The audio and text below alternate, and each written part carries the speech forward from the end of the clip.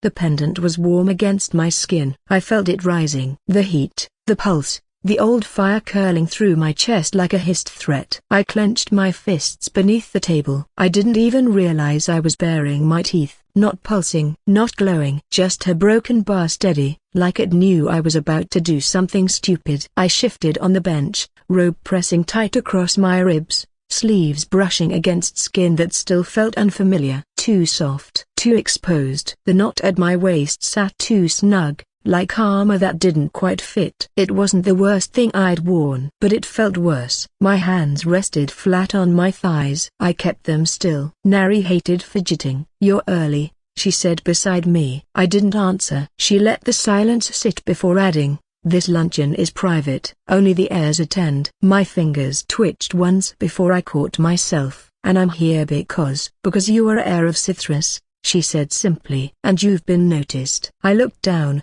Great. Nari didn't soften. She rarely did. "You don't need to speak much," she said. "This is a chance to listen, watch, understand who they area and what they want." I glanced toward the tall double doors. Still closed. "I'm not good at this." "Then don't try to be," Nari replied. "Be quiet, be respectful. And if you're clever, make a friend." I exhaled through my nose. She glanced at me sideways. "You'll be fine." I didn't feel very reassured. I stood, the robe shifting awkwardly around my legs. The pendant settled back into place under the silk, a silent weight. "Don't forget to smile," she added. I gave her a flat look. "Then don't," she said with a shrug. I reached for the doors before I could think twice. "Just move." "If I stop and think I won't do it." And stepped inside. Silence. No one spoke. No one moved. 4 pairs of eyes turned to me. I felt every step across that stone floor. The robe swished too loudly. The sandals clicked too cleanly. The pendant beneath the silk nestled underneath. "We got this." I didn't slow down. Cullen sat to the left, rigid,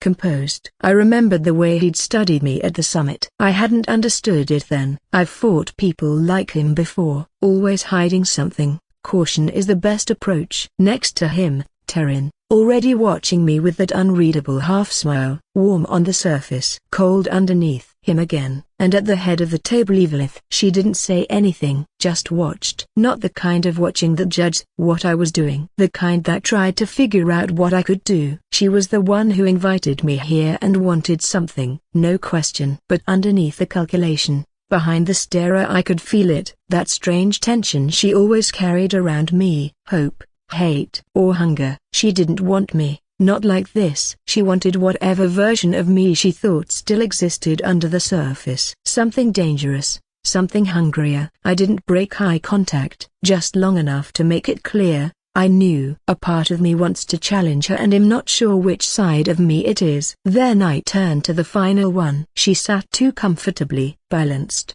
poised. Like everything she did was second nature and perfectly placed. I didn't recognize her, but something about the way she looked at me amused, unreadably put me on edge. That grin. It took a second. Then I heard the voice in my head, smooth and cutting. "Careful, Valith. People might start thinking you have a heart." The party. She'd called my sister out, right in front of everyone, smiling like it was a joke, like she could get away with it, and she had. Saraith. I didn't remember what she wore that night, didn't remember who she was standing with, but I remembered the look on Valith's face, and I remember that grin. The pendant warmed slightly. I reached the cushion beside Valith and sat. The robe clung to my legs again. I shifted, then stopped. No use trying to make it feel right. Valith didn't look at me. "Welcome," she said, flat, dismissive. She raised her hand, and the servants moved with mechanical precision, placing trays, pouring drinks, moving like this had all been rehearsed. It probably had. The food smelled sharp, sweet glaze and spice and things that should have made my mouth water. They didn't. "For those who haven't met her properly," Valith said, "as you all are aware, this is Elyssia, daughter of Cithras and my younger sister." There it was again. The title. I stayed still. Cullen nodded. "It's good you could join us." Terran gave that same polite half-smile. "A welcome addition." Saraith just tilted her head. "Long overdue." I didn't answer, just dipped my head slightly. No one moved to eat. Instead, Terran spoke first, his voice smooth, easy. "Anyone else hear about the meeting down at the western coast?" He sounded casual, Too casual. Cullen didn't even glance up, posturing. As always. They've been quiet for centuries, Terran said. Now they're whispering again. That's something. Let them whisper, Cullen muttered. They'll come to their senses when the real fighting starts. Vlith cut in, her tone sharper than both. Or they won't. And we'll have to break them. Terran raised an eyebrow, amused. That would certainly make things simpler. She didn't smile. If they won't bend, they'll snap, Vlith said. And the rest will learn from it. That left a silence. Cullen broke it with a slow breath. Force has its place. But fear doesn't build loyalty. It builds obedience, Vlith replied. Seraith's glass clinked against the table as she set it down. Obedience is so much easier than loyalty. Terran chuckled under his breath. Easier to manipulate, too. I blinked. What were we even talking about? Something about coastlines and factions, obedience and loyalty. Dragons talking like they were carving borders into the air with nothing but their words. My eyes flicked between them, trying to follow. I caught pieces. Not the whole. I must have looked as lost as I felt, because Vlith sighed loud enough to make it known. She's confused. I didn't argue. I thought she was being educated, Seraith said, smiling into her cup. She is, Vlith replied, sharper now. Just not by you. Then, flatly to me. There are 3 factions. I stayed quiet. Let her continue. The first believes in unity, she said. 1 crown, 1 heir. The prince. She said it like it was obvious. Unquestionable. Our side. She didn't glance at me, but her tone made it clear, that included me, whether I wanted it or not. The second wants independence, she went on. They want to split the monarchy, become self-ruling. Break tradition. Cullen spoke next, voice low. They claim it's for freedom. It's really for power. And the third, Terran said, still smiling. Vlith's mouth thinned. They want the throne too, just not for the prince. I blinked. Wait, a what? You're not serious. A civil war between dragons. Humanity can barely survive 1 or 2, let alone a war between them.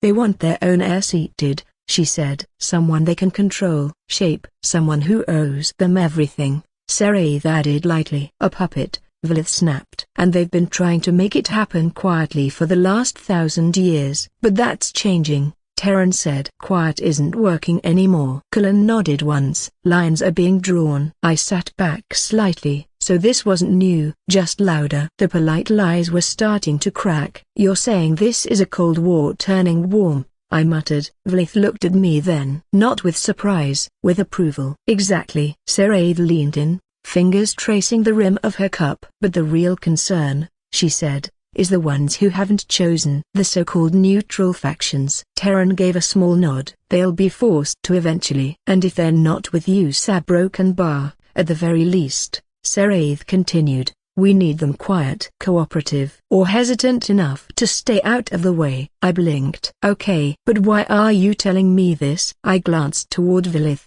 then back at the others. Wouldn't a broken bar, wouldn't Mother be the one to handle that? Silence. Tension rippled through the air, quiet and sharp. Okay, this is awkward. I felt it before I saw it. Vlith stiffening beside me, then Seraith's eyes lit up. Oh, she said softly. You don't know. Vlith turned toward her. Don't. Seraith ignored her. You really haven't been told, she said, voice thick with amusement. That's rich. Seraith, Vlith snapped, warning rising. Too late. Seraith smiled a wide and wicked. It's simple, really, she said, lifting her glass but not drinking. There's a faction that's been on the fence for far too long. Powerful, old, and proud. And until now, they haven't made a move. She let the silence stretch, savoring it like wine. But now both sides are racing to win their favor. My brownet. So, she purred, a gift has been offered. Something unique. A gesture to show sincerity,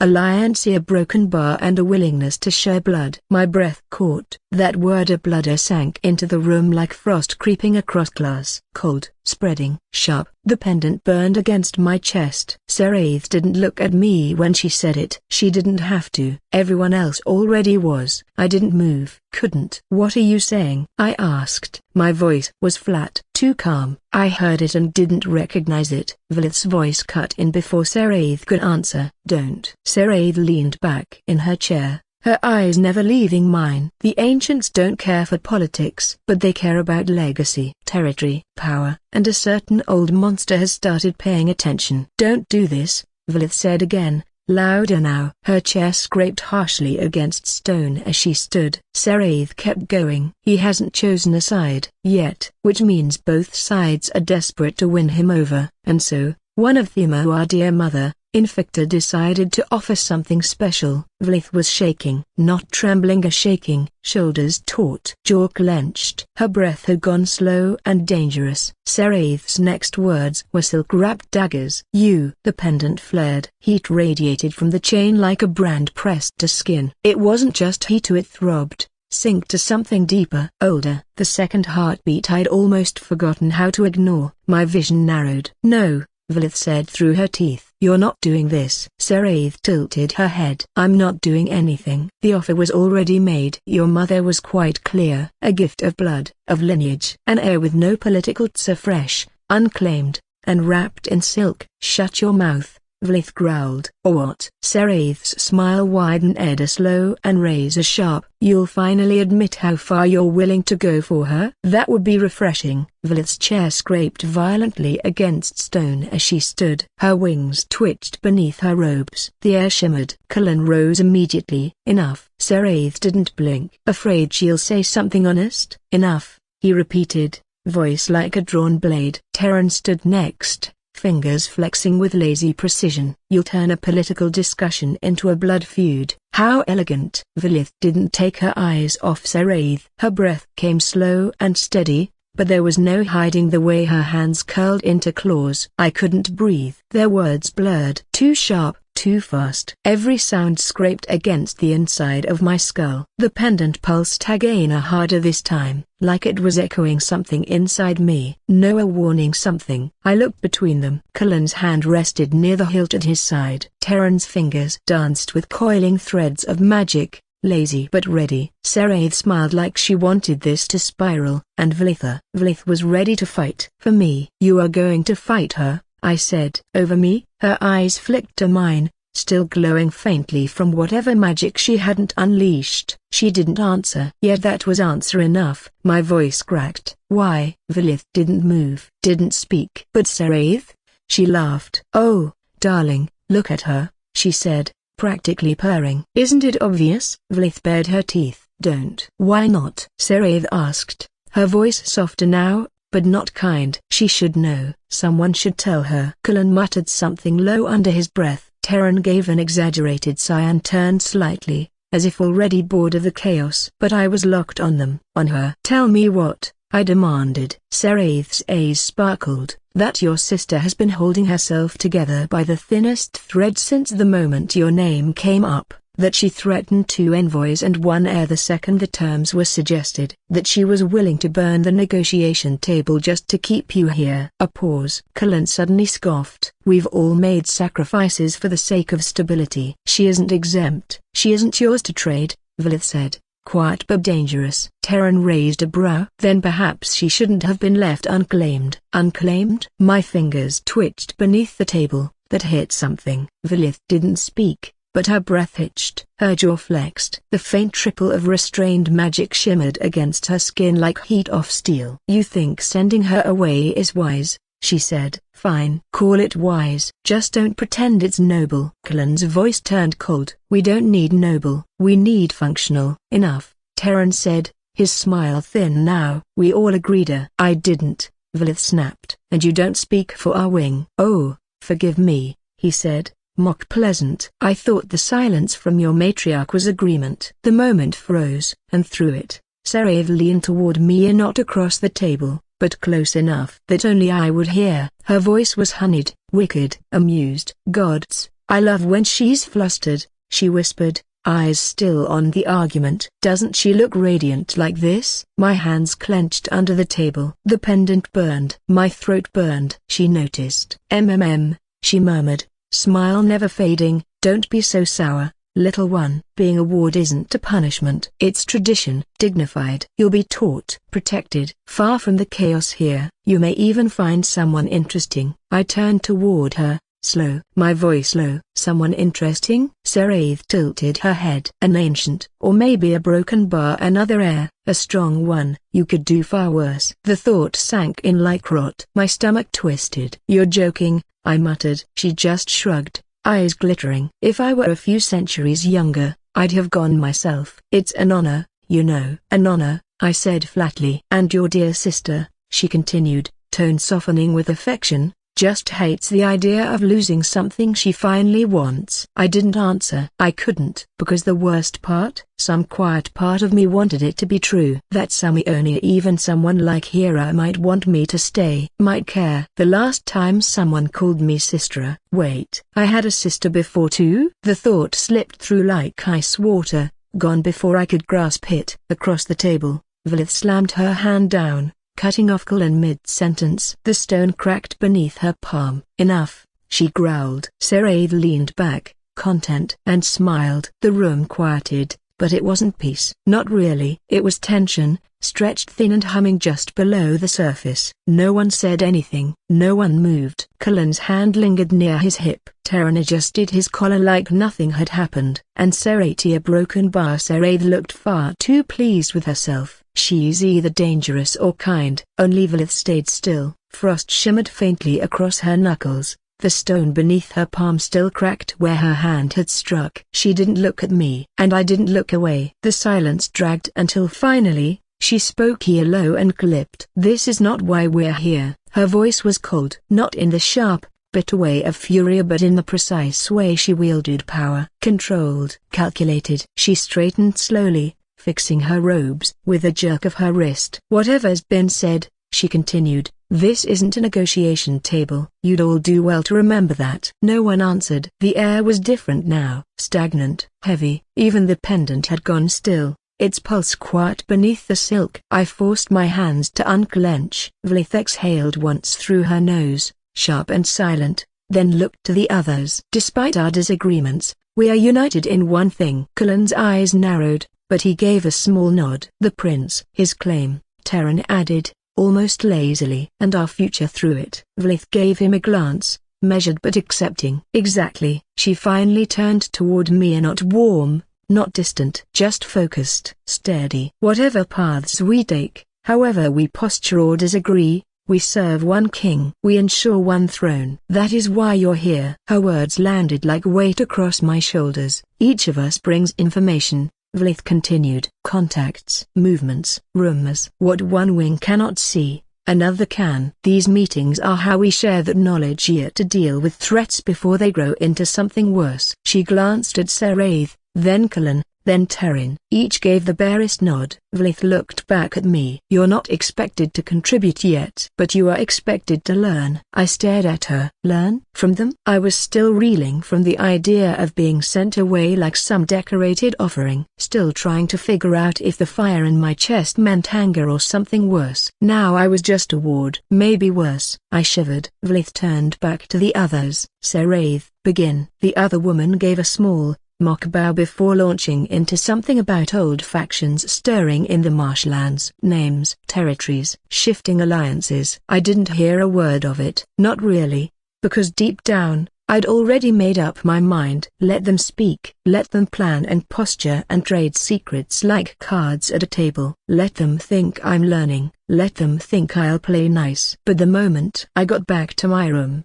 I was going to write everything down, every name, every face, every crack in the mask. This isn't a game, not to me. And I had no intention of playing by their rules. The door clicked shut behind me. I didn't light the lanterns. The fire in the hearth had long gone out. The curtains were drawn, shadows pulled at the edges of the chamber, curling around carved stone and silk-draped furniture like they belonged there more than I did. My boots echoed on the floor too sharp, too loud, like I was intruding in my own room. This isn't home. It never was. I started pacing. One step, two, turn. The rhythm helped. It always had. But the pressure in my chest wouldn't ease. It coiled tighter with every breath, every thought that replayed what had just happened in the hall. They're going to send me away. Dress it up however they want to call it, tradition, protection, dignity, but I know what this is. A prettier cage in a quieter place. And Vilith, what is she doing? What does she want? She was cold, distant, and yet she stood up for me. Not once, not lightly. She risked open war with 3 heirs. Why? Because I'm useful? Because I'm her sister? Or because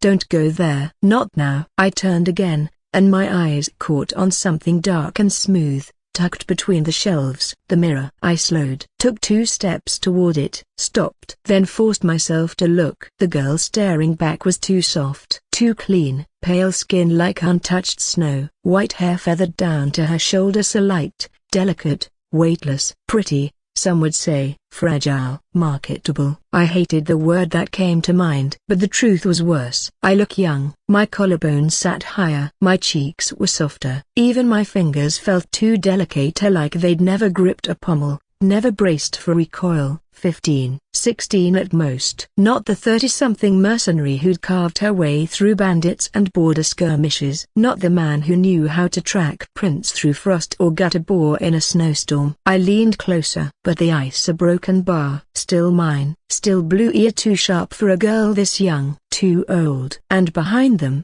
flecks of gold shimmered faintly like embers beneath ice. A dragon's eyes. A reminder that no matter how soft the skin, how delicate the shape, there was something buried underneath. I didn't look like a sellsword anymore, but I still remembered the weight of steel in my hands, the bruises that never fully faded, the crunch of bone, the way a blade sang when it struck true. This body was new. The instincts weren't. The memories that remained were still mine. The scarcer most of them are still mine. I studied my reflection like I was trying to find a lie in it. But there wasn't one. This is Elyssia. This is me. I held the reflection for a heartbeat longer, then turned away. Not out of shame, because I had decided. They can dress it up however they want. Call it honor. Call it duty. But I know what it is. A leash. And I've worn enough chains for one life. I needed to leave. Not today, maybe not tomorrow, but soon. And this time, I wouldn't wait to be handed over like a token on the board. But how? Where would I even go? This palace, this whole mountain was a fortress. Vaulted halls, warded passages, eyes in every corner,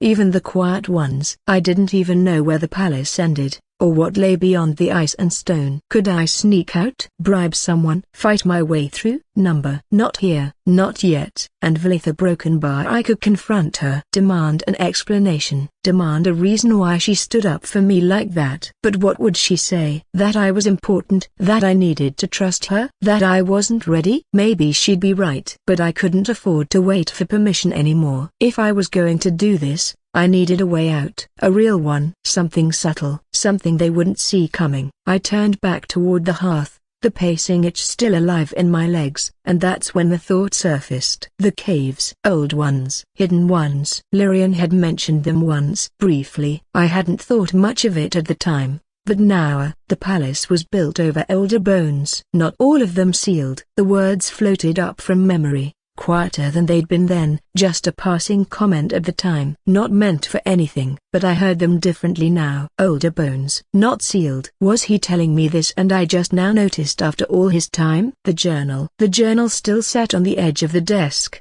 half buried under folded notes and scraps of ribboned parchment. I hadn't touched it in days, or not really, just glanced, skimmed. What more was there to see? But now a broken bar. Now it felt like something else entirely. I sat. My hands didn't shake, but they weren't steady either. The pendant was warm against my skin, pulsing in time with something I didn't quite understand. Thrum. A second heartbeat. Not mine. Not fully. I opened the cover. The familiar pages met me first. Entries I knew by memory. Dry notes. Runes marked in shorthand. A record of what I was. What I had been. Cycle 0. Day 112. Magic remains stable. Subject shows consistent recovery. A broken bar. Cycle 0, day 349, minimal activity. Subject avoids transformation. Surges contained a broken bar. The pendant pulsed again. Thrum. I turned another page. At first, nothing. Just more scribbled lines. Lyrian's handwriting flowing in its usual, impersonal rhythm. And then one of the ink lines shimmered. I blinked. The shimmer didn't vanish. It bled across the page, quiet and deliberate, like it had been waiting. Letters dark and diary shaped themselves. A faint pulse rose from the pendant against my chest, steady and insistent. Thrum. A line of text shifted beneath my fingers. My breath caught. If you're reading this, then it means the binding held. More lines formed, slow and steady, like ink rising through the page. This journal was never meant to be a ledger. Not only it holds what I couldn't speak aloud, what I couldn't risk saying directly. You've always had questions. Some you asked, some you didn't. I couldn't always answer them, whether for your sake or my own. When I was first tasked with watching you, I treated it like any other assignment. Necessary, temporary. Your situation was a broken but unprecedented. Yes, but not my concern beyond what was required of me. That changed. When I sent you into the fortress, I was confident you'd survive, physically, at least. I didn't know if your mind would hold. That part haunted me more than I expected. And still, I told myself it was just duty. Maybe it was loneliness, or boredom, or the quiet guilt that comes from staying silent too long. But eventually, I stopped lying to myself. I looked forward to our talks. I started writing things down, and not because I was told to, but because I wanted to leave something behind, just in case I couldn't say it later. So this journal became something else. Something for you. There are answers here. Not all of them. I don't know everything, and I won't pretend I do. I had theories about why she made you. Some are plausible. None are certain. What I do know is this. You are more than what they built, more than what they expect. This book is tied to the pendant. Together, they'll reveal what I've prepared: entries, maps, notes on the old runes, even some of the unsealed paths I found beneath the palace. Some pages will only open with time, others, with choice. I don't know what you'll need, or when. But if you ever find yourself lost, start here. It's not perfect. Neither am I. But I wanted you to have something that was yours, in case I couldn't be there when it mattered. I stared at the last line. The room was still, even the shadows felt softer now. I ran my thumb along the edge of the page, feeling the slight texture where the ink had settled. I closed the journal. The fire in my chest hadn't gone out, it had just been waiting for air. Let them whisper, let them plan. For the first time in days, I felt something settle. Not peace, not clarity, direction. And with a tiny hope, I woke slowly, blinking against the pale light leaking through the curtains. For a moment, I didn't move. The room was quiet, and no footsteps, no summons, no voices outside the door. Just the low hum of magic faintly echoing from the pendant at my chest. I sat up, the blankets falling into my lap. The journal still sat on the desk, right where I'd left it. I crossed the room barefoot, the chill of the stone beneath my feet grounding me. The pendant was cool now, still against my skin. When I opened the journal again, the ink hadn't moved. No new shimmer, no hidden entry. The lines from last night stared back in silence. Start here. I read them again, then again. But nothing changed. There were pages left, dozens at least, but they looked the same as they always had. Blank, or filled with runes I still didn't fully understand. A knock at the door pulled me from my thoughts. I didn't look up. Come in. The door opened with practiced care. I expected Nari's voice, her chipper morning cadence, maybe a tray of food or a schedule I hadn't agreed to. Instead, the air shifted, heavier, sharper. Valith stepped inside like she owned the room. My spine straightened before I could think. Of course it's her. She said nothing, just stared, her expression unreadable as her eyes swept the chamber, then landed on me. Two attendants followed in behind her, arms full of folded black cloth. Not robes, not silk. The fabric was plain, practical, training clothes. I closed the journal slowly. So that's how this morning's going to go. A beating before breakfast. One of the women approached without hesitation, fingers already unrolling fresh wraps. She moved with routine. I didn't stop her. The fabric was already in her hands, already moving. She stepped behind me without a word and began unwinding the worn bindings. I flinched at first, just a little. Her fingers were quick, impersonal, practiced. Still, I felt every brush against my skin, every pull of tension. Just get it over with. The old wraps came free and dropped to the floor. She caught the new cloth, pressed it lightly into my palms, waited. I gave a nod. She stepped back, allowing me the space to rewrap myself. The fresh fabric was firmer, smooth air, stiffer than what I was used to. I pulled it tight across my chest, too tight maybe, and fastened it off with a knot that felt more like a challenge than it should have. The second attendant took a step forward, arms full of the rest of the uniform, a tunic, sash, pants. She reached out like she meant to hand it off or help with the next layer. I took it from her instead. Quickly, firmly. Not a word passed between us. Her hands paused mid-motion, then slowly lowered. Enough hands on me for one morning. I turned away before I saw the look she gave Elyssia, if there even was one. The fabric was heavier than it looked. Plain,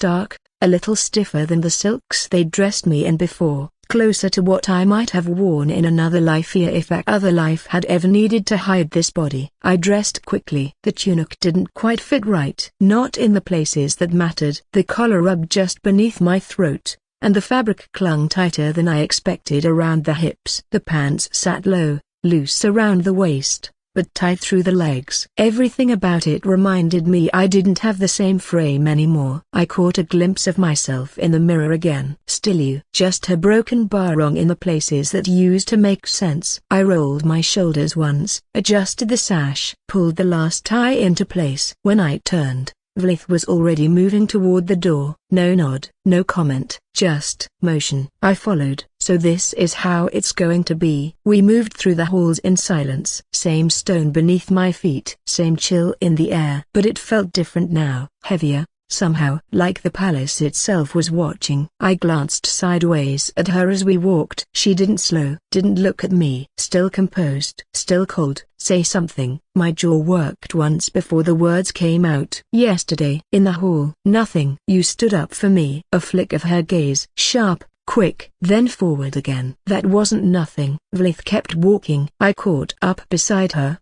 pace even. You didn't have to do that. She exhaled slowly through her nose. Correct. So why did you? Elyssia didn't answer immediately. Her steps were measured, each one echoing against the walls like punctuation. Finally, she said, because your weakness reflects on me. I almost believed her. It made sense. Clean, cold, easy to accept, but it didn't sit right. Is that all? The silence stretched between us, heavy and brittle. There's more. She just won't say it. We descended another set of stairs. She never slowed, never glanced back. You don't understand how this place works, she said, voice cutting through the quiet like a blade. Every breath you take under this roof is weighed, measured, judged. And you're worried I'll embarrass you? I asked. She stopped at the base of the steps, turned just enough for me to catch her expression, a tight, unreadable. I'm worried you'll die, she said bluntly. And our mother has invested too much into you already, more than you know. Then she turned again and kept walking. We crossed the final threshold and entered the training hall. The door shut behind us with a hollow thud. My steps slowed. Same polished stone. Same high arches. Same faint scent of dust, sweat, and scorched earth. Even the chalk marks from our last bout were still faintly visible on the floor. My ribs ached at the memory, deep, throbbing. I could still feel the bruises from where her elbow had landed, precise and merciless. I forced my hands to stop clenching. No audience, no weapons. Just the echoing silence between us. Elyssia stepped to the center of the chamber. She turned without ceremony, her stance already squared, arms at her sides, feet planted with the certainty of someone who never questioned if she'd win. This time, she said, I won't be so gentle. I blinked. What? So you were going easier? ?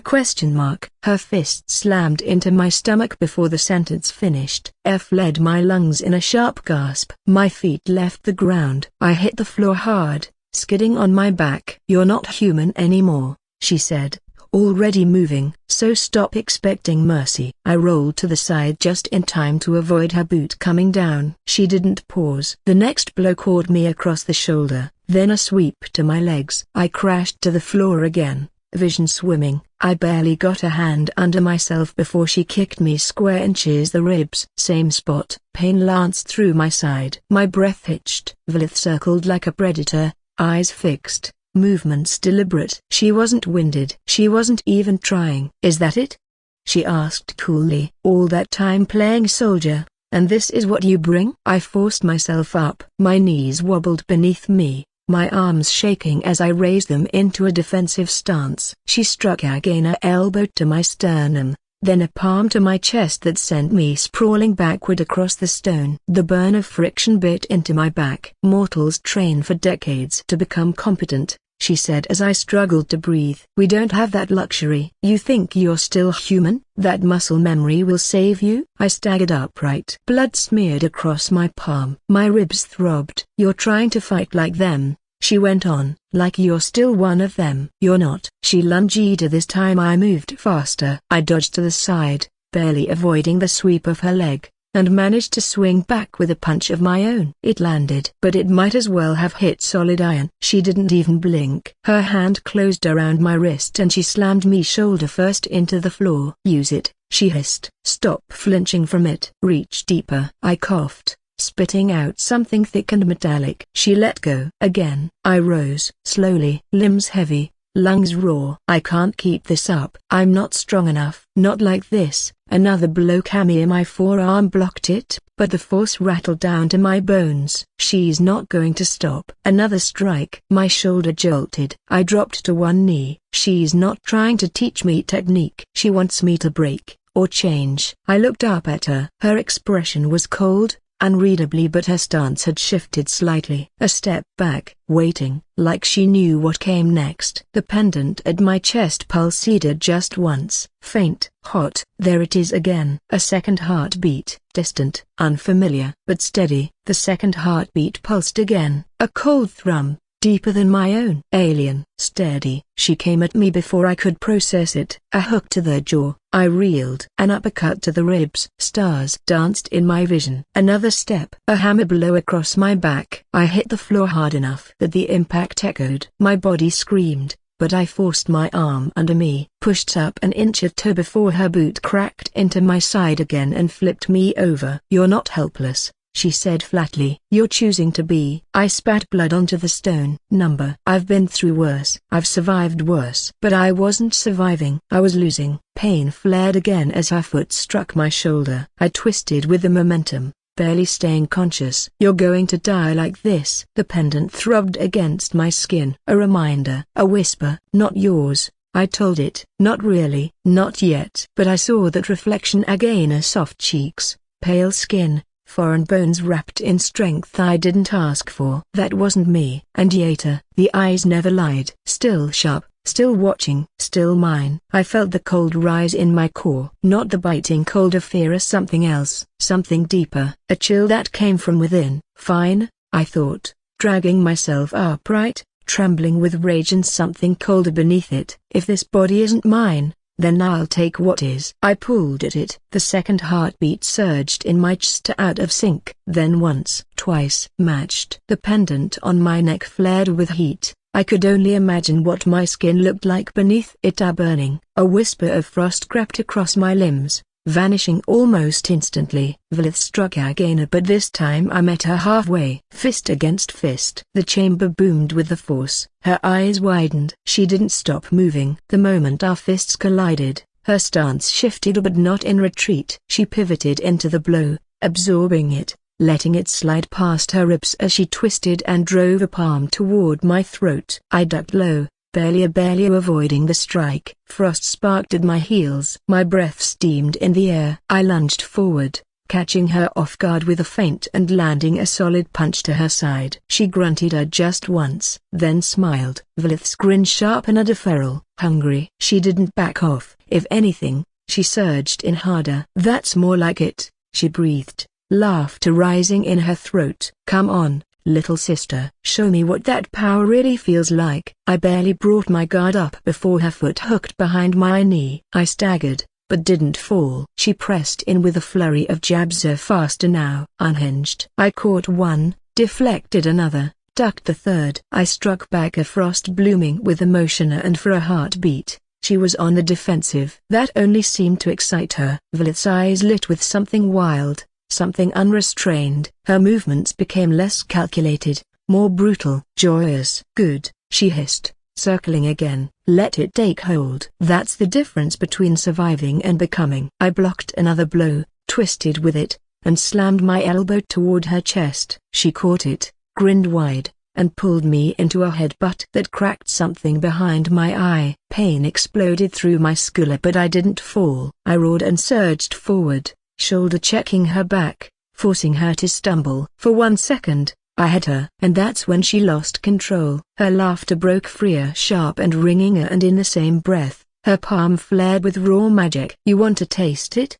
she shouted, "then choke on it." She struck me square inches the chest with both hands. The force wasn't physical, it was elemental. Arcane, pure will condensed into magic and rage. The impact launched me backward. The air cracked. My body hit the far wall with enough force to crater the stone. Dust and frost exploded outward. My back screamed. My ribs went silent, too far gone for pain. I slid to the floor in a heap. Everything blurred. My limbs didn't answer. Thought came in fragments. Valith's steps echoed toward me, slow now, controlled again, but that laugh escaped her lips quietly now. Her boots stopped just a few paces from where I lay. She crouched slightly, one elbow resting on her knee as she peered down at me, her eyes still bright from the rush, but steadier now. The laughter faded, but not the satisfaction behind it. "That's enough," she said at last. My vision still swam, but I heard her clearly. Her tone shifted, still firm,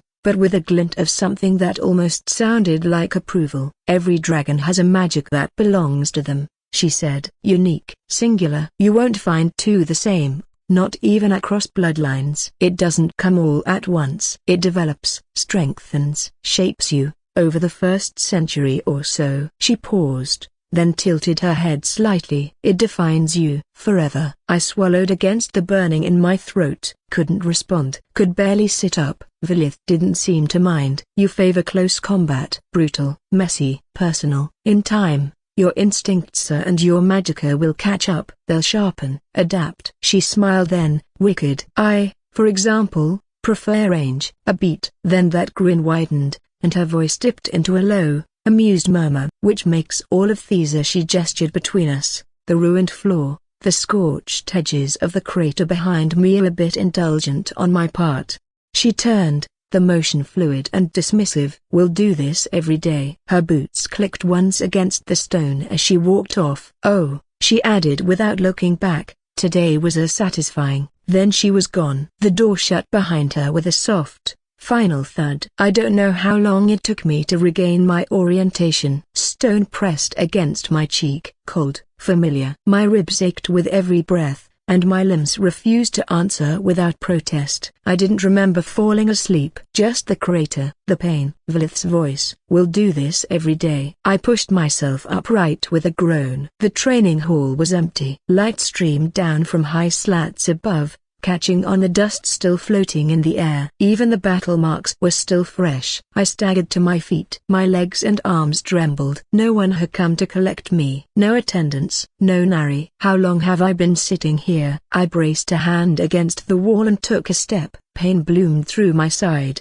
but it didn't drop me. I kept walking. The air was cold, but not biting as usual. The halls outside the training chamber stretched wide and empty, lit by pale morning light, or maybe afternoon. I couldn't tell anymore. I tried to retrace my path back toward the chambers. Left at the silver brazier. Down the hall with the broken arch. Past the twin doors. Wait. Those weren't the same doors. The hallway curved differently. I swore under my breath and decided to pick a direction. The stone beneath my feet felt too smooth, polished. It didn't match the halls I remembered from before. I passed a tall window. The light beyond was bright now. Afternoon, maybe. My stomach growled low and sharp in protest. I winced and pressed a hand to my side. The pain had dulled, a less stabbing, more like someone had shoved hot iron into the muscle and left it there to simmer. Still breathing, still upright. Ahead, a pair of servants stepped into view. One carried a tray, the other was mid-conversation, laughter quiet between them. I lifted a hand. "Waiter." They turned and froze. I didn't look that bad. I was sure of it. My uniform was torn,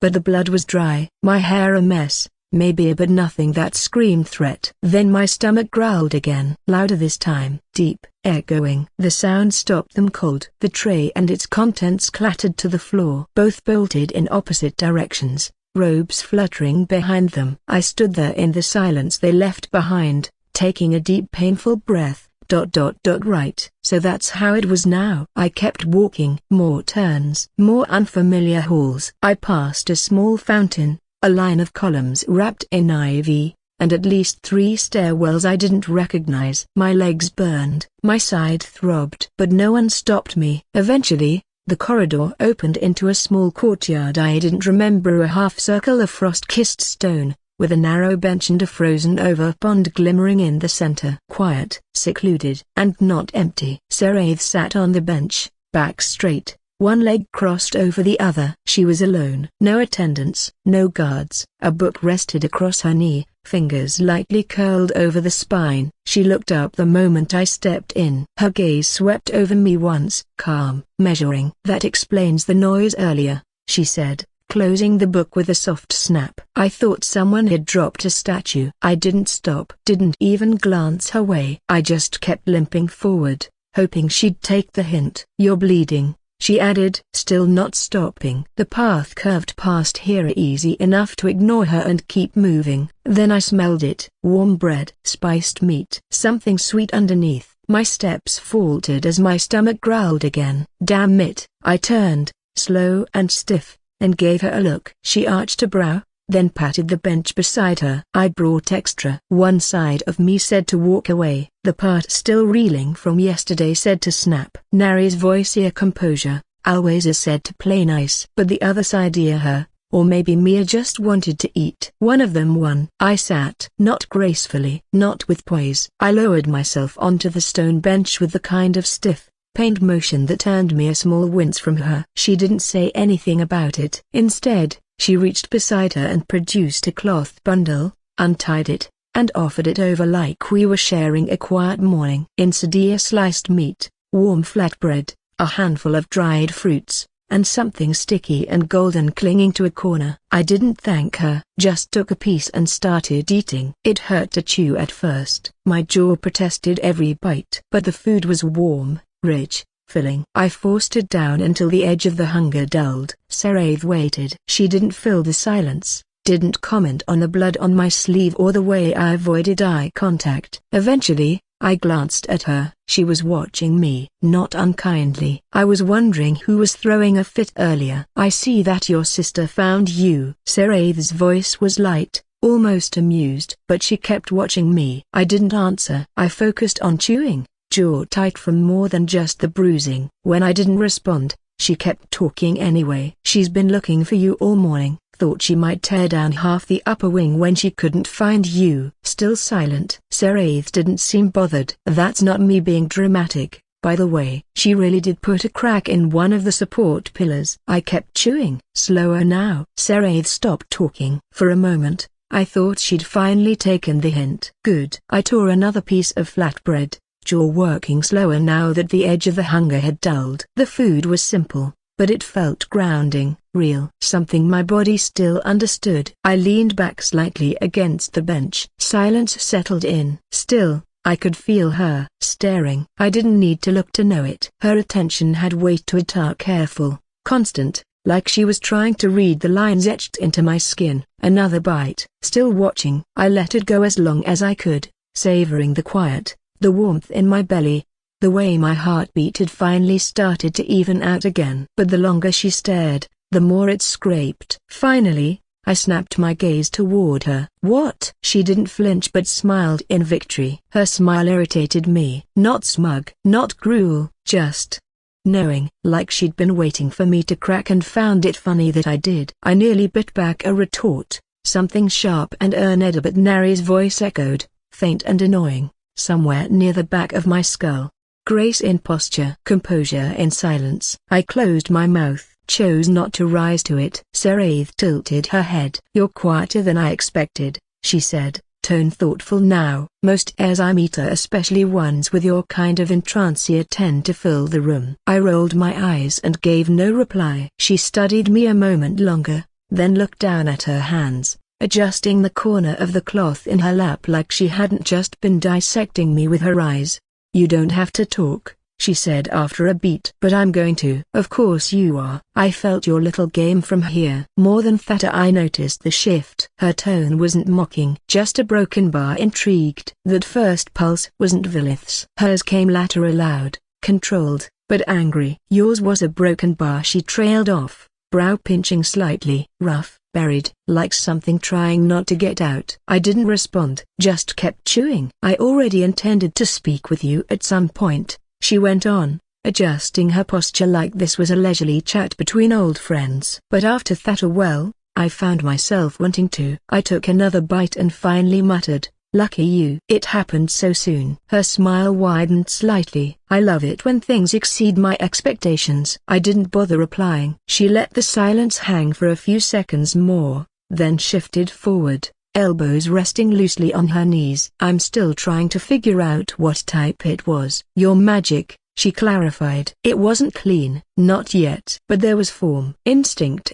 maybe." I looked at her, not to engage her, just to make sure she saw the flat, unimpressed stare I gave her before going back to the food. She didn't stop. Most young casters flare wildly, no control, no direction. But yours was a broken bar pulled inward. Not repressed, just as she paused, searching for the word. Chained. My jaw clenched slightly as I chewed. Seraith didn't seem to notice. Or maybe she did and simply didn't care. I wonder what it would look like if you let go of the leash. I stared forward, said nothing. "Yeah, I'm worried about that too." Seraith leaned back again, brushing something from her sleeve. "So what's your angle?" I blinked once. "What?" "You show up out of nowhere. You're a ward." "Barely even that." "And suddenly Vilith's tripping over herself to train you personally. Now they're pulling strings for you so early." She tilted her head slightly. "I'd call it monumental waste of time, but I'm trying to be polite." I took another bite of flatbread and muttered through it,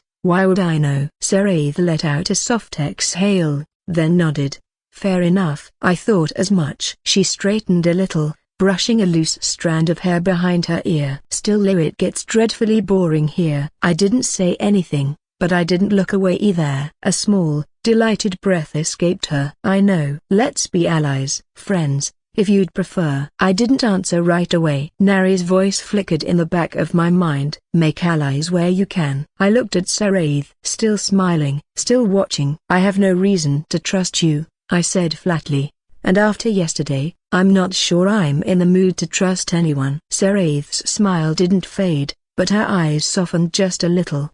"Fair enough," she said. "But without me, you'd still be in the dark." "Knowledge is power, and whether you like me or not, you're stronger today than you were yesterday." "Maybe." I leaned back slightly. "But I still don't have anything to offer." Seraith laughed again, this time more genuine. That laugh is starting to grate on my nerves. "Oh, I'm not interested in what you have to offer," she said, waving the thought away. "Things just a broken bar happen around you. And when you've been cooped up for a few thousand years, anything that breaks the routine is worth watching." I frowned, unsure if that was meant to be comforting. She reached into her sleeve and pulled out a slim, rune-marked band of silver. "Here." I didn't take it. "What is it?" "A peace offering," she said, placing it gently on the bench between us. "For yesterday." "I thought you deserved to know what's being whispered about you. The expectations they're placing on a well-pure age area broken bar concerning." I stared at her, unimpressed. She smiled again, teeth just barely showing. Okay. It was also a fun way to get under Vilith's scales. "She's so serious, it's criminal." And I make it a point to remind her the world doesn't revolve around her little plans. I glanced at the bracelet. The runes glimmered faintly, just enough to catch the eye if you knew what to look for. My fingers hovered over it, then curled back. "What does it do?" "Opens doors," she said simply. "Specifically, the ones you've been locked behind since you arrived." I blinked, then gestured vaguely to the courtyard. "I'm already outside." Seraith grinned and snapped her fingers. The air fractured, the walls shimmered, and just like that I was back in the training hall. The broken tiles, the dust, the blood. She stood a few paces away now, brushing invisible lint from her sleeve. Seraith glanced at the lingering shimmer still fading in the air between us. "You'll want to work on noticing minor shifts like that," she said, casually. "It's subtle work, not something expected of a whelp." Of course, but the ones who live longest tend to notice things others don't. She sounded like she was giving a gentle tip rather than a reprimand. I wasn't sure which was worse. She turned, studying the cracked floor beneath her feet. And before I go, yes, I meant it. I raised an eyebrow, saying nothing. The offer, she clarified. Alliance, friendship. Whichever one doesn't make your skin crawl. She looked over her shoulder at me. I think we'd both benefit. We're not so different, you and I. I scowled faintly. How do you figure? But Saraith didn't answer. Instead, she dipped her head just slightly, polite and practiced her, and started walking out. I stood there, still, the bracelet cool and silent in my hand. What is this a key for? I guess I will have to investigate it more when I get back to my room. I turned the bracelet once in my palm. The runes caught the light, a faint, flickering, almost like they were breathing. It didn't feel dangerous, just cold. Quiet, waiting. I was still staring at it when the door behind me creaked open. Footsteps, fast, precise. My fingers closed around the bracelet and tucked it into my sleeve before I even thought about it. Reflex. Found you. I turned, still halfway dazed. Nari stood in the doorway, back straight, expression unreadable. For a second, I thought she might rush in, demand an explanation, drag me out by the wrist. She didn't. She just looked at me once, head to toe. Her gaze was sharp, cutting, but calm. The way a blade looked right before it split skin. I see she got to you, Nari said flatly. There was no need to ask who. I started, but she waved it off before the words could form. Don't bother. Her voice was even, controlled. I could taste the weave from the hall. I know her work. She stepped closer, boots clicking against the cracked floor. No hesitation. No wasted motion. I should report it, she muttered. But I won't. I blinked. Why not? Nari's eyes narrowed, not at me, but at the floor between us. Because I already have, she said quietly. More than once. She looked up. Her jaw was tight. But she's old blood. She answers to no one unless they choose to press the issue here, and no one ever does. Her tone was matter of fact, not resentful, just resigned. She knows the boundaries, Nari continued. She just walks at the edge of them. I didn't say anything. Nari exhaled softly through her nose. Then she straightened. We're behind. I blinked. Behind? She gave me a sharp look. Your lessons. We start now. I opened my mouth to protest, but the ache in my ribs made it come out as more of a wheeze. Now? You're a dragon, she said flatly. Act like it. I winced. She'll test you again. So we're going to make sure next time you see it coming. She turned without waiting for a reply. I followed, one arm tight to my side, every step a small war. I didn't ask where we were going. I don't think it would have mattered. She led me to a narrow antechamber off the main hall. Empty, plain, just stone, a dull brazier, and a low table scarred with old runes. It looked like a place built for silence. Nari motioned for me to sit. I did. She remained standing. Let's begin with the basics, she said. Illusion magic. A real illusion magic doesn't just fool the eyes. It pulls from memory, expectation, even instinct. The stronger the caster, the deeper it reaches. I frowned. So it's mind magic? No, she said. It's worse. That wasn't reassuring. Your magic, draconic magic, comes from within. It reacts. It shapes. You don't just cast spells. You impose your will on the world. That part one knew, or at least, I thought I did. Which means, she went on, your senses are tuned differently. You don't have to detect the illusion itself, just the part that doesn't agree with you. I hesitated. You're saying I can feel when something's fake? I'm saying you will, if you learn what to look for.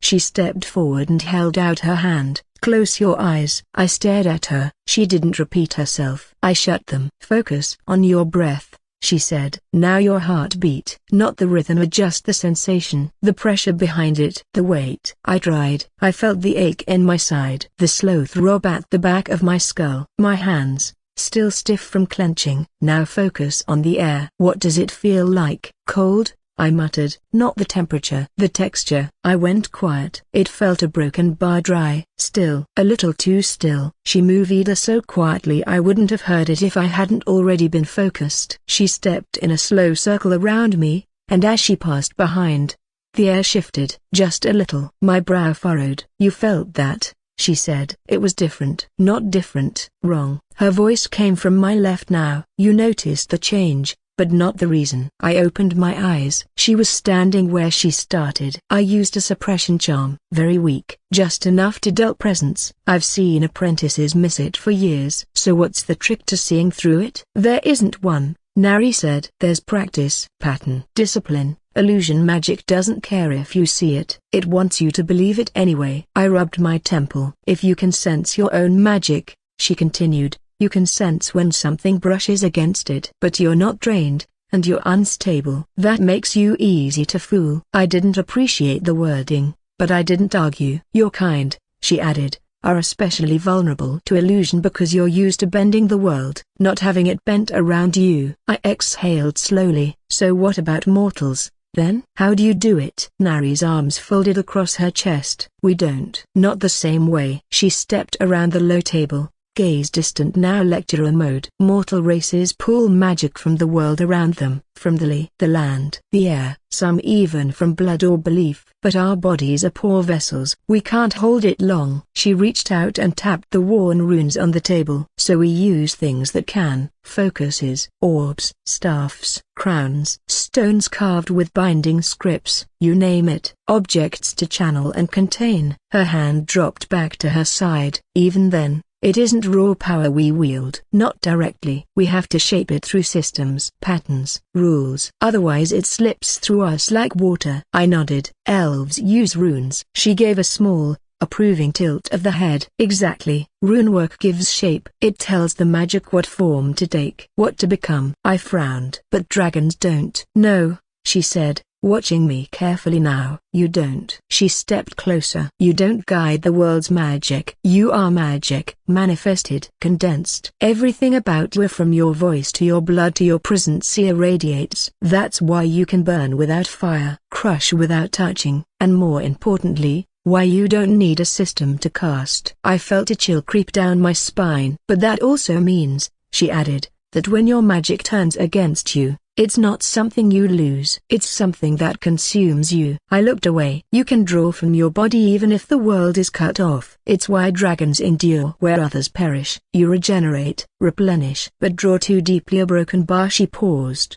her voice quieting. A broken bar and your core will burn out permanently. I swallowed. Of course, she said, tone leveling again. It rarely comes to that. You have eternity to recover. You're not mortal. You're one of the immortal races, and you don't just choose magic. You become it. She let the words linger. I didn't break the silence. A breath passed. Then she straightened again. That's your strength. And your weakness. I nodded once. She stepped away from the table, her tone shifting. Back to taskmaster. Now close your eyes again. We'll go once more. I did. Slower this time. More deliberate. Feel for the change, she murmured, for the bend. Don't just look. Sense. I reached out and not with hands. With something deeper. This time, when the charm brushed my awareness, I didn't just feel it. I knew it. I didn't say much after the lesson ended. Neither did she. Nari dismissed me with a quiet nod and a reminder to practice before tomorrow. That was all. No praise, no comfort, just expectations. By the time I made it back to my room, the ache in my ribs had faded into a dull throb,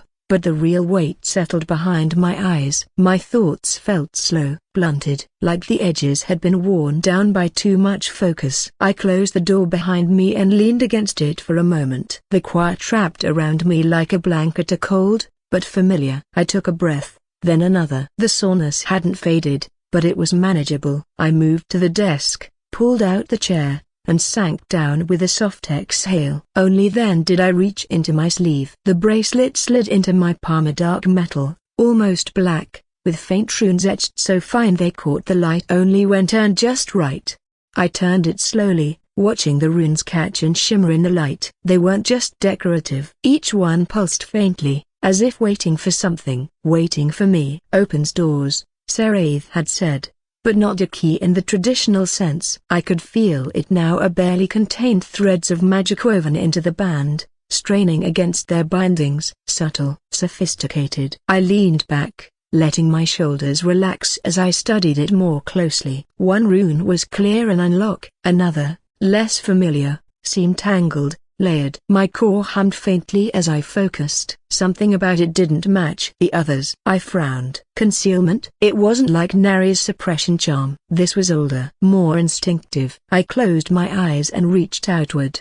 The way she taught me. I slowed my breathing, let my mind still. The air in my room was quiet. No bends, no shifts, no stray weaves tugging against my awareness. Nothing. Still, I felt the bracelet's pull. Gentle, anchored. My eyes opened. I traced the concealment rune again, then hesitated. I'd seen something like it before, scratched into the page margins of the journal. I pushed the bracelet aside and pulled the journal closer, fingers brushing the worn leather. The pendant at my neck shifted, faintly warm against my skin. As soon as my hand touched the page, the ink stirred just like before. Letters shimmered, lines distorted. For a second, I thought it might show me something new. But number. The page settled. Same text. Same diagrams. Same notes in Lyrian's overly neat script. I let out a slow breath and leaned back. Of course. Why would it be easy? I stared at the page, eyes dragging across the familiar rune etched beside the concealment mark. There has to be more than this, I muttered. I wish you had more information on the runes. It wasn't even a real request, just frustration made audible. The kind of thing you said when no one was listening, except something heard me. The journal trembled. I froze. The ink rippled like a disturbed pond, words liquefying across the page. Then, without warning, the text began to shift to one line at a time. Letters bending and realigning into something entirely new. Not just an annotation, not a footnote, a message. And this time, it wasn't Lyrian's handwriting. The words shifted again. Not scribbled, not inked, etched like something ancient had reached out and carved its thoughts straight into the page. I watched, silent, as each rune aligned into a flowing script that wasn't Lyrian's. It was rigid, older. I didn't move. I barely breathed. The pendant at my neck pulsed on soft, cold, like the breath of a glacier. I placed my palm flat on the journal, fingers tense against the leather, and leaned closer. The runes shimmered, then settled. You seek more? Ask. My lips parted. I hesitated. Asked? The ink didn't move. I frowned. What did Lyrian give me and who wrote the other entries? Still nothing. The silence started to gnaw at me. Am I losing my mind? Ask, it said. Well, I guess it's worth a try. I shifted my hand slightly. Where do these runes come from? No response. A flicker of irritation edged into my voice. Why won't you answer? The page remained blank, cold. Still. I exhaled slowly through my nose, trying to steady the small coil of frustration winding through my chest. Maybe it was a trick, a triggered enchantment that only answered specific things. Or maybe it was something else entirely. A broken bar. Can you hear me? I asked quietly. The ink stirred. Not all at once but slowly, as through the journal itself was thinking. Then a single line appeared. Yes. My heart shipped. I stared at the word. That hadn't been a stored phrase. That hadn't been Lyrian's hand. I could feel it. I was speaking to something. What a broken bar are you? I asked again, this time softer. The answer came one heartbeat later. Not what? A pause. The ink unraveled, shifted again. Who? I swallowed. My fingers curled slightly against the leather. Okay, broken by who? The journal remained still. The ink didn't move. The page didn't shift. Nothing. I waited. A few seconds, then longer. But no response came. Not even a flicker. I sat back, lips pressed in a thin line. So it answers what it wants, when it wants. I wasn't sure if that made it less dangerous or more. I glanced down at the bracelet still cradled in my other hand. The runes etched into the band glimmered faintly under the lamplight. Fine. Change of tactic. I slid the bracelet forward and placed it gently atop the open journal. Do you know more about the runes on this? Silence. Vina. The pendant at my neck pulsed once. The ink stirred. A new page turned. Lines began to unfurl across the parchment. Too elegant, mechanical, precise. A near-perfect recreation of the bracelet appeared in black and silver etching, each rune highlighted in turn. The journal wasn't writing, it was analyzing. Lines branched out from each symbol, annotations written in that same older script. One translated as warding, another anchoring. The cow functioner concealment sat nestled at the center, layered like a shell with smaller modifiers. My breath caught. It wasn't just a sketch, it was a breakdown, like a spell unraveling itself mid-cast. More notes formed beneath the diagram as slowly, as if written by careful thought. Warding is stable. Anchoring, incomplete. Concealment holds, but clarity is vulnerable under prolonged scrutiny. Inscription method, hand applied. Finesse inconsistent. I frowned. They were judging it. Each line felt like a quiet critique, clinical, precise. Not dismissive, just a broken bar, unimpressed. Then, another note appeared. Short, hesitant. Possible improvement. Double bond concealment with secondary glyph. A rune took shape below it. One I didn't recognize. It looked familiar but only halfway, like something I had almost learned before. I leaned closer, and the moment I did, the pendant at my neck pulsed again. Colder this time. Sharper. The page wavered. A memory stirred. It was like catching a shadow out of the corner of my eye. I knew that rune, not just in the vague way I'd known the others. This one stirred something deeper. Older. I clenched my jaw and stared at it, willing the memory to surface. Where the shape was strangely jagged in parts, looping in others. Not draconic, not elven, definitely not human. But it meant something. I could feel the edges of it pressing against my thoughts like a pressure building behind ice. I closed my eyes. Dark stone, a freezing wind, the echo of my own footsteps down a forgotten hall. I remembered dust thick on the air, a crumbling arch, and something carved into the wall, into a slab. A tablet. There had been a tablet. I'd seen this rune etched deep into its face, half buried in frost. I'd stared at it for hours, trying to understand, until hunger or exhaustion had dragged me away. But the memory slipped again. Too cold, too buried. I swore under my breath and dug my nails into the edge of the desk. Come on. I saw it. I know I did. The pendant at my neck pulsed again, sharper this time, almost like a jab. I gasped softly. And then, finally, the memory cracked. The fortress. The chill from that place still clung to me in ways fire couldn't burn away. I'd wander those halls like a ghost, half-starved and frostbitten, fingers numb as I tried to sketch the runes into old leather scraps. Most didn't survive. Neither did most of me. Not the palace, not the hatchery. The fortress of the one buried deep beneath the mountain. Before all this, before her. I opened my eyes, breath shallow. The rune had been part of a massive sequence, here half broken, half frozen over. I traced the lines with my fingers, tried to copy them, failed. But this one, I remembered this one. I didn't know what it meant, not exactly, but I remembered the instinct it stirred. I leaned in again, eyes locked on the shape. What does this rune mean? I whispered. The journal hesitated. Then the ink stirred once more. A new line appeared beneath the etched symbol. Slow and deliberate. Absence through intent. A rejection of recognition. Not hidden. Not seen. I blinked. So it wasn't about masking magic or light or sound. It was about the idea of not being noticed. Not even registering. The kind of magic that made someone walk past a shadow without thinking to look twice. More ink followed. Too strong. And absence becomes presence. A void draws the eye. The mind will not understand, but it will notice. I frowned. So instead of being overlooked, a broken bar, I'd become a blank spot. An anomaly. Something people couldn't name but couldn't ignore either. The kind of thing people avoided out of instinct, or stared at for too long. Too weak, and you remain. Edges blur, attention drifts, but does not leave. It was a balance. Then, not invisibility, not illusion, intentional absence attuned to the threshold of awareness. My pulse quickened. Calibrate through anchoring. Adjust spacing by fractional glyph. Correction must remain proportional. A second diagram formed. It showed the new rune layered over the old concealment glyph,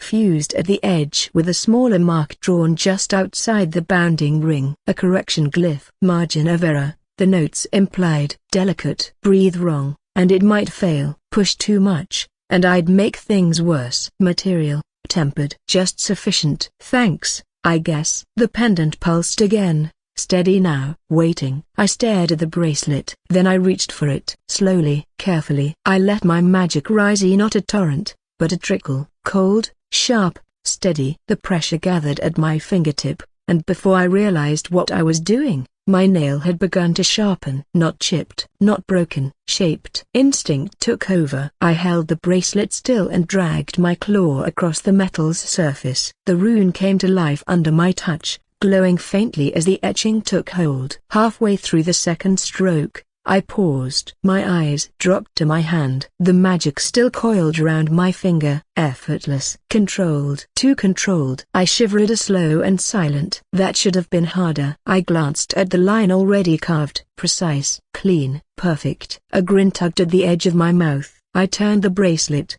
finished the sequence, and pulled the chill back into my chest. The glyph settled. The metal hissed once and dimmed. Done. I exhaled softly and leaned back. I can't wait to test this. The halls breathed in silence. Not the silence of peace, or the silence before a storm. Thick, heavy, as if the palace itself was holding its breath. I adjusted the cloak tighter around my shoulders and slipped into the corridor. Footsteps muffled against the floor. The bracelet on my wrist pulsed faintly against my skin. It pulled at the edges of the air around me, blurring my outline, softening the sound of my movement until even I could barely hear it. Good. If I was going to leave, it had to be now. I slipped past the first corner, heart hammering against my ribs. Every creak of old stone sounded too loud. Every shadow seemed to crawl at the edge of my vision. Focus. I couldn't afford panic. I pressed myself flatter against the wall, breath shallow, as a faint clatter of armor echoed from somewhere deeper in the palace. Not close enough to matter. Corridor after corridor blurred into one long,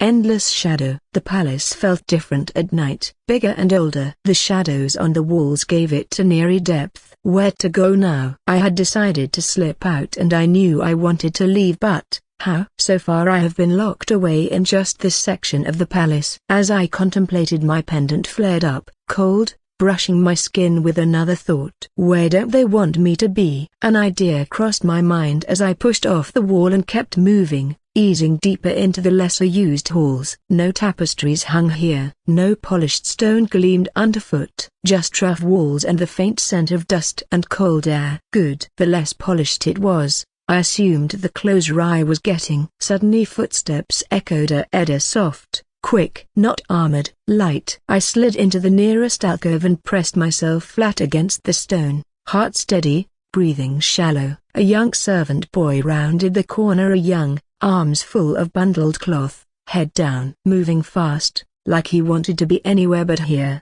I waited until he passed, then moved. The bracelet pulsed on sear sharp and colder, and I was on him before he even realized it. One hand around his mouth, the other wrenching him back into the alcove. He stiffened, eyes wide, the bundle of cloth spilling across the floor in a soft thud. Quiet, I hissed, a soft growl emitting from my chest. He nodded frantically, shaking like a leaf. I loosened my grip just enough for him to move, keeping my body between him and the open hall. Clothes, I said, low enough that it barely counted as a word. The boy fumbled at the overrobe, shoving it toward me with both hands. I snatched it away, letting the fabric drop into my arms, heavy and rough. A belt clattered to the floor at my feet. I released him with a shove. He didn't waste the opportunity. I watched him sprint down the hall, the slap of his footsteps fading into the distance. By the time anyone came looking, I wouldn't be here. I shrugged into the servant's robe, pulling the coarse fabric over my clothes. It smelled faintly of soap and damp stone. The shoes were too big, the belt too tight, but none of it mattered. I tugged the belt tighter, grimacing at how the robe pulled across my chest. Tight. The fabric didn't sit right for my shape. I yanked it looser, adjusting the folds, trying to hide the way the cloth caught against the slight curve of my body. It was not my first time moving stealthily among a hostile populace. The trick is ambiguity. There, that ought to do it. I lowered my head and moved. Small steps, slow, careful. Just another servant, nothing worth noticing. The bracelet's magic curled tighter around me, blurring the edges, but it wasn't perfect. I still had to move like I belonged here. I slipped into the rhythm of the place, shoulders hunched just enough, gaze dropped to the floor, hands tucked inside the sleeves of the robe. Don't draw attention. Don't look afraid. Just tired. Just cold. Just another piece of the background. Footsteps echoed ahead. Heavier this time. 2 sets. Sharp against the stone. I shifted my path, angling toward the far side of the corridor without breaking stride. The servant's way, I always yielding, always out of the important people's way. I caught a glimpse of them first. Two figures moving toward me, sharp and easy. Terran's lazy gait. Cullen's colder, more deliberate pace. My throat tightened and step faltered barely a half stumbly, but enough that I felt it. I forced my head lower, pulling the hood tighter over my face. Don't look. Their boots struck the stone as they passed, the sound sharp and unforgiving. For a heartbeat, I was certain they'd noticed the way my shoulders stiffened, the way the robe hung wrong across my frame, the way my magic flickered just slightly with the pounding of my pulse. But they didn't even slow. Just two nobles walking past a servant too tired, too cold, too unimportant to matter. I kept moving, swallowing the tightness in my chest, folding myself smaller with every step. Their voices drifted back to me, a sharp, careless, cutting through the heavy air. You'd think Valith would have learned subtlety by now, Terran muttered, the smirk bleeding into his words. I slowed my steps instinctively, slipping toward the deeper shadow of a cracked doorway. One hand brushed the cold stone as I tucked myself in tighter, heart hammering against my ribs. Cullen gave a grunt. Subtlety was never her strength. You'd think she'd be more careful, Terran muttered, irritation bleeding through the lazy drawl of his voice. Especially after everything that's been handed to her. Cullen's voice dropped, colder. Promised to the Crown Prince, elevated overnight, and Seraith pushed aside like a forgotten pawn, Terran added, the bite in his words sharper now. Their footsteps slowed slightly, the weight of the conversation thickening the air. I still can't believe it, Cullen said after a moment, disbelief threading his voice. Seraith was supposed to be the one. Terran gave a soft laugh, a short, rough sound. You know how it is. Sithris saw an opportunity and took it. Cullen grunted. Your mother won't forget. None of us will, Terran said lightly, though there was a cold edge beneath the words. Their boots scuffed along the uneven stone, drifting further ahead. And Valith, Terran continued, almost lazily, gets to be the pretty prize. Caged in gold, betrothed to a crown she despises. Cullen's voice stayed low, thoughtful. Pride won't let her accept it. Sooner or later, she'll lash out. And when she does, Terran said, a faint smirk in his tone, Seraith will run to clean up the mess. Cullen gave a low grunt, a half agreement, half something darker. Assuming she still wants to. Terran only laughed again, a low,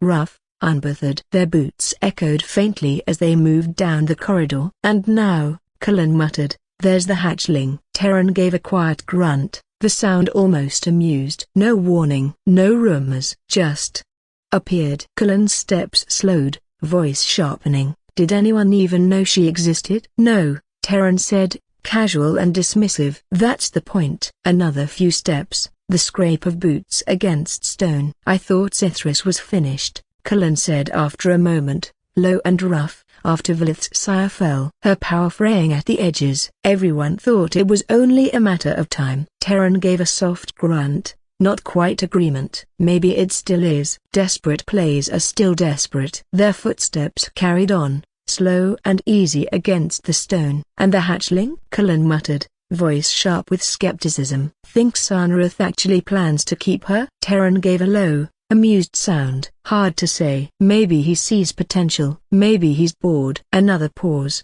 heavier this time, dragging between them. She's young, Terran added, voice taking on a speculative tone. But if she grows up anything like Sithris or Valith? Cullen grunted, a noise halfway between a laugh and a scoff. Another cold beauty with teeth? Terran's smirk was practically audible. Maybe, or maybe we'll finally get one without all the snarling and posturing. Cullen huffed, the sound rough and disbelieving. You're dreaming. Wouldn't be the worst dream, Terran drawled, lazy and careless. Pretty little ice dragon. Quiet, obedient. Without the fangs. Cullen barked a soft, mocking laugh. You sound like your father. Terran shrugged, utterly unbothered. Better than sounding like yours. Their boots scuffed against the stone, growing softer as they drifted down the corridor. Still, Cullen muttered, his voice dropping lower. No matter how you dress it up, she's a bargaining chip. Nothing more. Terran chuckled under his breath. Pretty enough to make the trade sweeter, though. Their voices faded, swallowed by the cold stone. I stayed where I was, heart hammering so hard it hurt. Pretty, pretty little ice dragon. The words crawled under my skin, sharp and foreign, worse than any insult they'd thrown. I knew I had a woman's body now. I had lived in it for years, slept in it, fought in it. But hearing it spoken about like that, casual, thoughtless, made my stomach turn. Fortunately, I had picked up a few interesting things of Aleth's lovely new predicament, the name of the dragon I was being handed off to, and just how disgusting these two could be when they weren't busy putting on airs.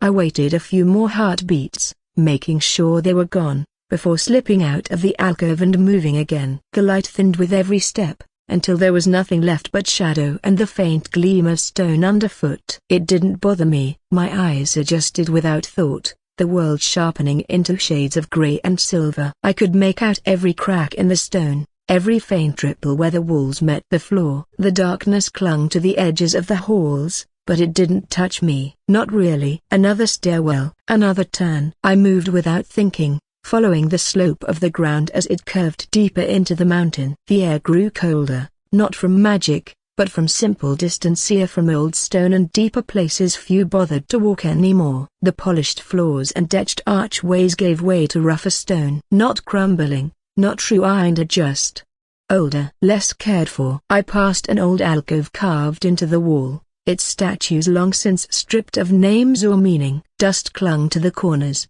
thick and undisturbed. Still, I pressed on. I wasn't sure where I was going, only that my blood knew the way. Some half-forgotten memory scratching the back of my mind. Down, deeper. The tunnels narrowed. The air grew heavier, colder, sinking into my bones. Each step felt slower, steadier, like the mountain itself was weighing down on me. I kept moving. The halls twisted tighter, winding in on themselves until the way ahead became a single, narrowing path. The corridor ended in a blank stretch of wall. No carvings, no torches, just smooth, heavy stone waiting in the dark. I slowed, frowning, one hand brushing against it. There barely a seam. A door, hidden so well it was almost part of the mountain. I pressed my palm against it, testing. No handle, no latch. The bracelet at my wrist pulsed again, sharp, urgent. I didn't hesitate. I shoved the bracelet harder against the stone. For a heartbeat,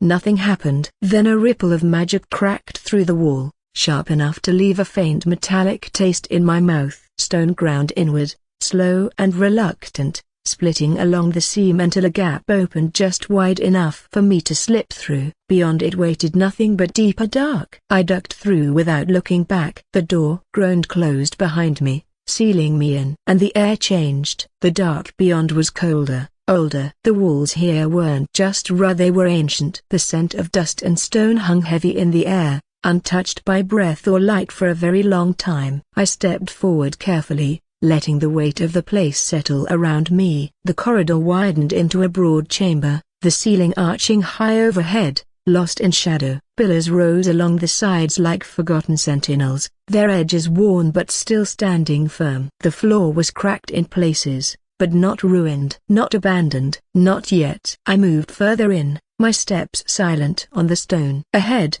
the ground dropped away into a massive hole, an open wound carved straight into the floor. I slowed as I approached it, feeling the pull of the space below, the way the cold air seemed to breathe up from it. Peering over the edge, I stared down into the depths. And I smiled. The scent of my own rebirth still lingers in the air, metallic and strange. I walk through the hatchery chamber, my footsteps echoing against the crystalline walls. The remnants of my cocoon, egg, whatever the hell I'd been entombed in for decades, sits in jagged pieces at the center of the room, frost-trimmed shards catching the pale light, like broken memories. Don't look at it. Don't think about it. My fingers brush against the pendant at my throat. The only constant in this new life I didn't ask for. I move past the chamber quickly, descending the narrow passage that leads deeper into the ice caves. The temperature drops with each step, but I barely notice it now. The cold feels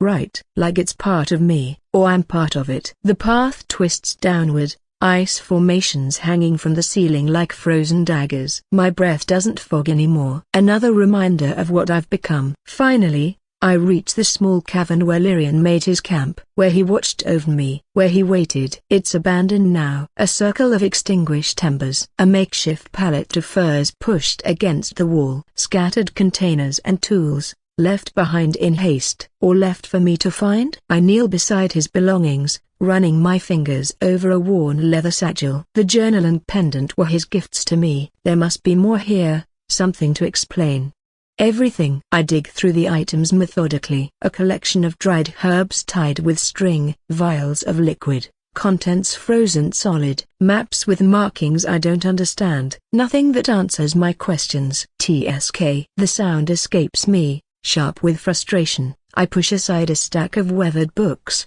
watching as they topple and scatter across the icy floor. He knew what I would become. He had to leave something more. I sit back on my heels, surveying the abandoned camp. The silence presses in around me, heavy and expectant. However, after a few minutes I realize there is nothing. I crane my head back and rub the back of my neck. Lyrian, where are you? I mutter. The cave ceiling offers no answers, just endless patterns of ice crystals refracting what little light filters through. I've stared at it long enough that the formations start looking like a map. Maybe they are, in their own way. Something isn't right about this camp. My years as a mercenary taught me to read abandonment to the dust patterns, the way things settle when left untouched. This place feels staged. Too many useful items left behind. The books, the herbs, his travel pack. No one abandons their travel pack unless they're dead or planning to return. I run my fingers through my hair,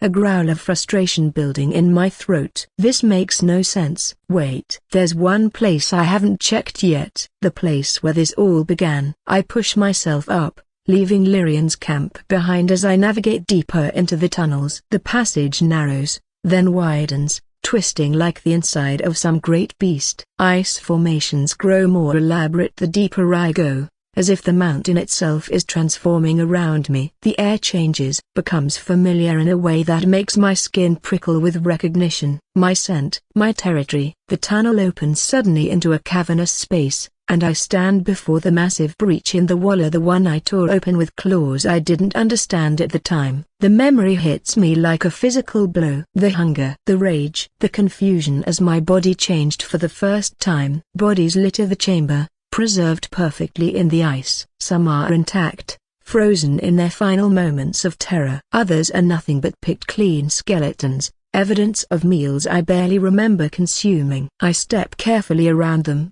feeling nothing but a distant, hollow acknowledgement. They were food. I was hungry. That's all there is to it now. My nest sits against the far wall, a depression worn into the ice and lined with furs and stolen fabrics. I approach it cautiously, noting how the items I collected remain largely where I left them. Weapons, trinkets, scraps of my former life. But things have been disturbed. Subtle shifts in positioning. The ground shows signs of regular foot traffic, not the undisturbed frost I'd expect after years of absence. Most telling are the stones placed strategically around the chamber, are smooth, polished rocks that emit a gentle amber glow and surprising warmth. I pick one up, feeling its heat against my palm. Lyrian, I whisper, looking around with new understanding. He hadn't abandoned this place. He'd been living here, in my territory, surrounded by the evidence of my transformation, watching over me even as I slept in my crystal prison. I set the stone down, moving toward a small alcove I hadn't noticed before. It's been carved into the ice wall recently, the edges still sharp and precise. Inside sits a wooden chest, its surface carved with intricate patterns that seem to shift as I look at them. The chest calls to me. I reach out, fingers hovering just above the carved surface. The patterns seem almost alive, like frozen currents beneath ice. Something prickles at the base of my skull. A presence. My hand freezes. The pendant at my throat hums against my skin, trying to soothe my rising alarm, but the sensation cuts through its magic. Sharp, insistent, primal. I'm not alone. I keep my movements casual, pretending to examine the chest while every nerve in my body goes taut. My senses stretch outward, cataloguing the subtle shifts in the air. The faintest sound of breathing. The scent of something familiar. Come closer. I wait, counting my own heartbeats, feeling the presence edge nearer. One step, another. The pendant's magic pulses stronger, trying to dull my instincts, but I push past it, embracing the cold clarity of my other nature. Now I whirl, body uncoiling like a spring, a snarl ripping from my throat. My vision sharpens, the world slowing as I launch myself toward the intruder. My fingers elongate, nails hardening into claws mid-pounce. Just like when I fought those times with Vlith, I felt her take over for a moment. I'm airborne for only a heartbeat before recognition hits me. I twist mid-air, forcing my body to pull back from the killing strike. Frostbite. The massive creature cowers slightly, ears flattened against his skull. His silver blue fur stands on end, ice crystals forming along his spine. A defensive reaction. Those intelligent eyes watch me warily. I land in a crouch, the predatory grin still fixed on my face as I fight the urge to finish what I started. My blood sings with the desire to dominate, demanding completion. Easy, I whisper, more to myself than to him. Easy now. The tension slowly bleeds from my muscles. My claws retract, fingers returning to their elven appearance. Frostbite relaxes slightly, though he keeps his distance. So, I say, sitting back on my heels. He sent you to check on me, or did he leave you behind? Frostbite tilts his head, ears perking forward. Where is he? Where's Lyrian hiding? The creature makes a soft chuffing sound, pacing in a tight circle before sitting, his gaze fixed on me expectantly. Not going to tell me? Loyal to a fault. I laugh softly. I get it. Don't want to deal with the girl who ate your whole family. At that comment, Frostbite makes a low, rumbling growl from deep in his chest. His eyes narrow, ice crystals reforming along his spine. Sorry, I put my hands up, palms out. Bad joke. I sigh. I'm just trying to figure this out. Frostbite's posture relaxes slightly, though suspicion still lingers in those intelligent eyes. I turn away, moving toward the scattered remnants of my former life. Maybe there's something here I missed before, some clue about what Lyrian was planning or where he might have gone. A sharp yipping sound cuts through my thoughts. I stop, looking back at Frostbite. He's moved toward one of the tunnels leading out of the chamber, pausing to stare at me expectantly. When I don't immediately follow, he takes a few more steps, then stops again, looking over his shoulder. You want me to follow you? Another yip, more insistent this time. All right then, I mutter, abandoning my search. Lead the way. Frostbite moves with purpose through the winding passages, occasionally glancing back to ensure I'm still following. The tunnels grow wider, the ice formations more elaborate as we descend deeper into the mountain. Finally, some answers. Maybe I'll find out what the hell is going on with this journal. How much did Lyrian actually know? What was he after all this time? We pass through a narrow archway, and I instantly recognize where we are. The grand chamber opens before us, ceiling soaring impossibly high, walls of perfect, polished ice reflecting fractured light in dazzling patterns. This was my training ground, where I would craft weapons from ice and bone. Here I would hurl myself against the massive wall at the far end, testing my growing strength. That wall had been my obsession for years, an impenetrable barrier of ancient ice that blocked what I believed was a way out of my prison, a way to more ancient knowledge. No matter how I struck it with weapons, with magic, with my transformed body, it would simply reform, mocking my efforts. But as we approach, I freeze in my tracks. What a broken bar is all I can mutter. The wall is broken? No, not broken. Melted. A gaping hole has been carved through its center, edges smooth and curved like wax that's been heated and reshaped. I approach slowly, disbelief making my movements cautious. I'd spent countless hours hurling myself against this barrier. I'd broken bones against it, shattered weapons, exhausted my newfound powers trying to breach it. And now it just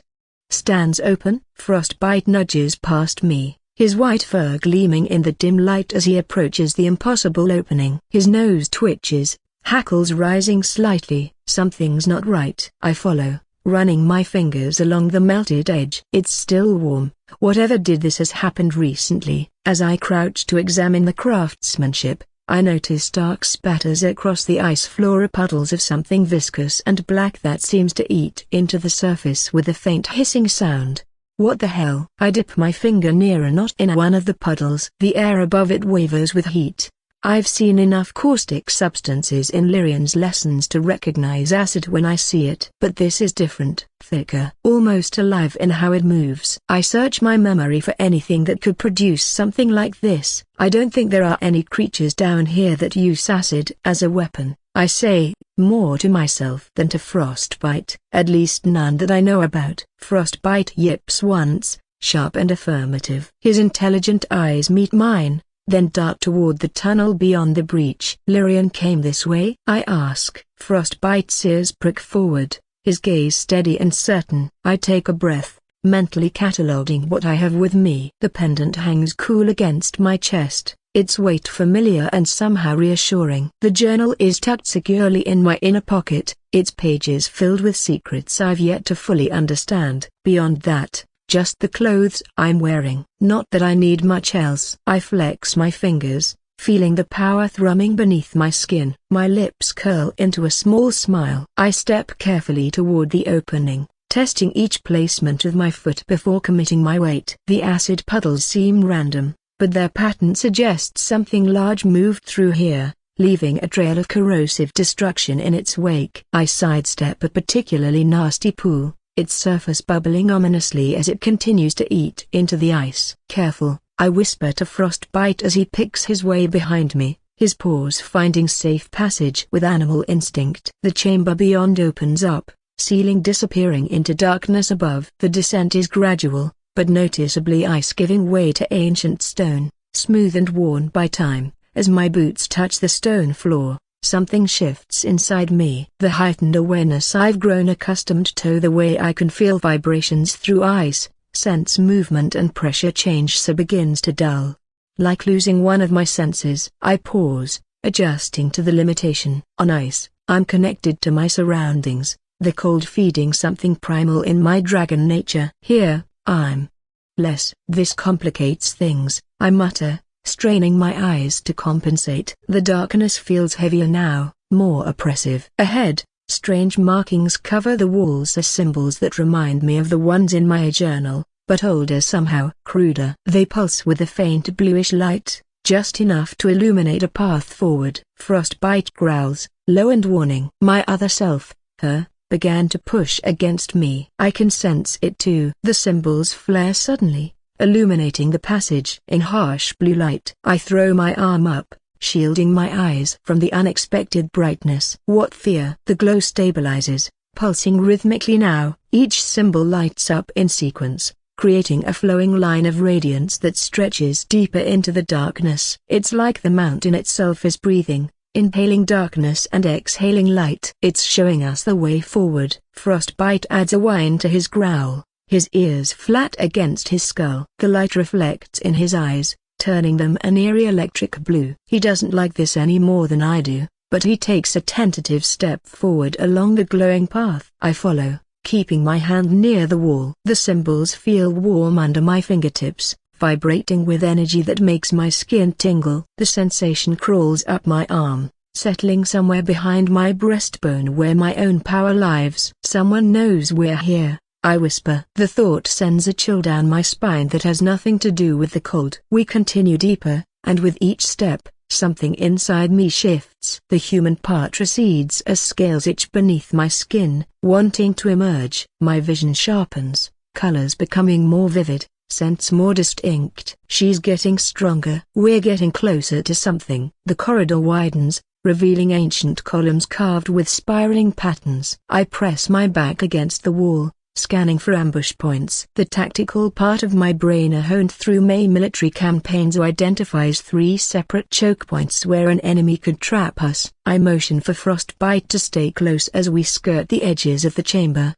avoiding the central path where the ceiling hangs lowest. My footsteps are deliberate, testing each stone before committing. Something's down there, I whisper, tasting power on the air like metal on my tongue. Something old. The passage suddenly opens into a vast circular chamber. A wide staircase descends before us, each step illuminated by runes that pulse with cold blue fire. They activate one by one as my foot hovers above them, responding to my presence. They know me. They recognize what I am. I pause, hand on the wall for balance as a wave of dizziness hits me. My draconic self surges forward, clawing for control. The pendant continuing to give me the advantage. Taking a steadying breath, I begin my descent. The staircase seems endless, spiraling down into darkness that gradually gives way to an eerie blue glow. Frostbite whines softly, pressing against my leg. When I reach the bottom step, the air leaves my lungs in a single,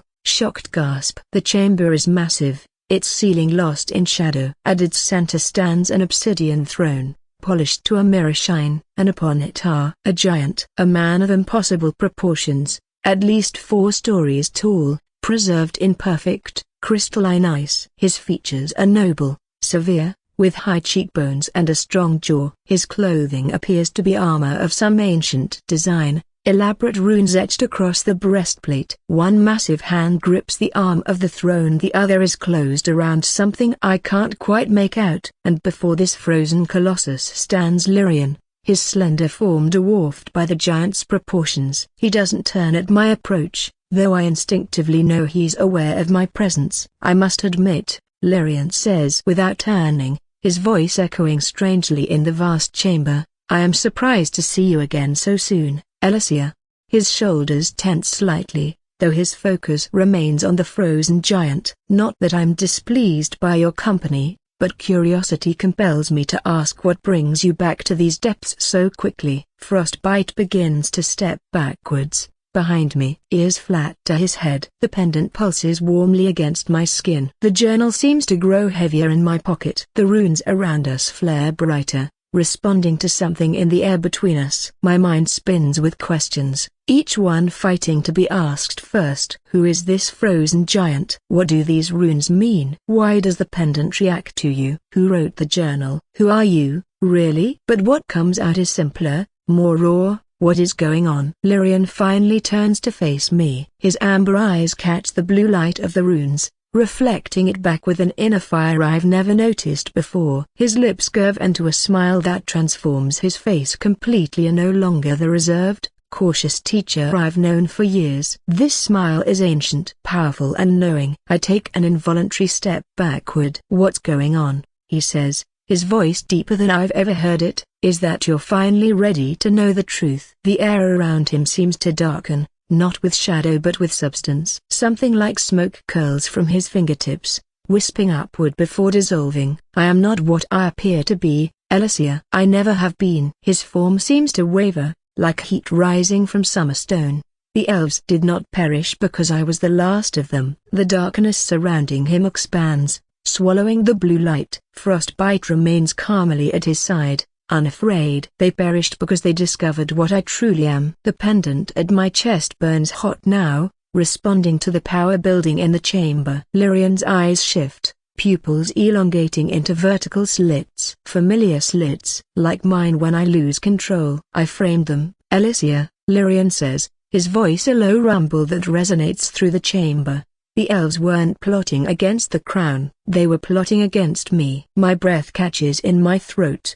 The admission hangs in the air between us, heavy with implication. "They discovered what I was hiding beneath this elven form." His fingers trace the air, leaving trails of darkness that linger. "So I turned them into traitors in the eyes of the court." "In the eyes of your mother." The pendant burns against my skin, almost painful now. "You killed them all," I whisper, the horror of it washing over me. "Your own kind." A bitter laugh escapes him. "They were never my kind, child.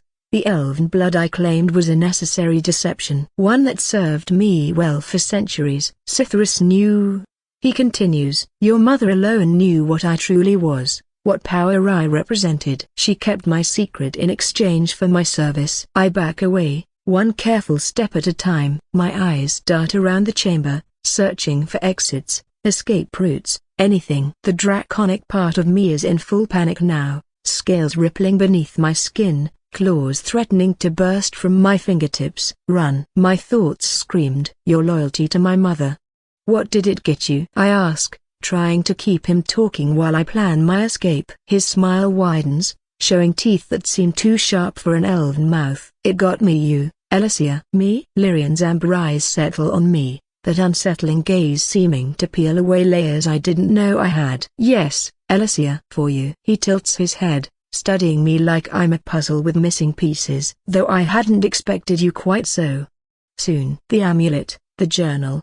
They were meant to lead you here when you were ready. A laugh escapes him, surprisingly warm against the cold stone walls. But of course you didn't wait. Ever your mother's daughter. His lips curl into a grin that spreads across his face. An unpredictable element in my careful equations. But that's acceptable. He taps long fingers against his thigh, clearly weighing what to reveal next. The silence stretches between us. How did you find your way here undetected? He finally asks, genuine curiosity in his voice. My wards should have alerted me long before you reached this chamber. I've spent decades crafting them. My fingers instinctively brush against Seraith's bracelet, cool metal against my wrist. The realization hits me like cold water. Is why she gave it to me? Did she know? I look down at the band, watching as the runes shift and flow across its surface. If I remove it now, they're searching for me. All of them. The entire court probably knows I'm missing by now. I twist the bracelet slightly, feeling its weight. One quick motion and I'd be visible to anyone with the magic to look. Lyrian would no longer be my only option. It would only be a matter of time before they found us both. I drop my hand, leaving the bracelet in place. Not yet. I need answers first. You're not the only one with secrets, I say, voice steadier than I feel. What is going on? Why? Lyrian's smile fades, replaced by something harder to read. So demanding. Just like her. He gestures toward a stone bench carved from the wall. Sit. This may take some time, and we likely don't have much of that left. I remain standing. Lyrian's eyes flash once then twice and suddenly the wild, unhinged quality that had been radiating from him simply vanishes. His posture straightens, shoulders pulling back with practiced elegance. The disheveled appearance remains, but something fundamental has shifted. Very well, he says, voice crisp and controlled of the Lyrian I've known all these years. Since you insist on standing, I'll be brief. He turns, gesturing toward the massive figure encased in ice. Before dragons ruled, the titans shaped the world. And we a slight pause. Ancient dragons served them. Not as slaves, precisely. More as instruments, extensions of their will. The casual way he speaks of this history makes my skin crawl, as if discussing whether rather than the subjugation of our kind. Look at its hand, Lyrian continues, pointing to the massive crystallized fist. A Titan's heartstone. A single artifact that could amplify draconic magic tenfold. With it, a Titan could channel a dragon's power to reshape mountains, divert oceans. I squint at the translucent ice. Inside the giant's frozen grip, a pulsing orb glows within a fire, veins of gold and crimson swirling beneath its surface. The ancients are the first dragons to develop true consciousness who eventually rebelled. The war lasted centuries. His voice takes on a teacher's cadence, familiar and measured. From dragon blood spilled in those battles came the immortal race elves, others with extended lifespans. From Titan essence came humans and other mortals. He runs his fingers along the ice wall, tracing symbols I can't decipher. I've spent decades studying their writings, their runes. Their knowledge was vast. Then Lyrian turns abruptly, clapping his hands together once. But that's enough history for now. We have more pressing concerns. He gestures toward me expectantly. We don't have much time now. It is not what I intended, but you will be coming with me. I stare at him, mind reeling from both the information and the transformation. The wild-eyed, manic creature from moments ago is completely gone, replaced by the composed mentor I've known. Not a trace remains of his earlier instability. I remain perfectly still, and no muscle twitches, no breath. The silence stretches unbearably long. His smile never fades, but something behind it grows sharper. Not anger, exactly, but an absolute certainty, as though he's already counted on my refusal. You're not in a position to say no, he murmurs, oddly gentle. Not after what you've witnessed. Not with what's coming. Then, softer, earnest, and I have no intention of harming you, Elyssia. No matter what you think. His words stall me, if only for a heartbeat. Not enough. I would have given you more time, he adds quietly, voice dropping. More time for you to understand or for the pieces to fall into place the way they were meant to. He exhales, slow and deliberate. But your arrival here means our time is up. I take a measured step back. My boot scrapes the ancient stone. Frostbite growls low at my side.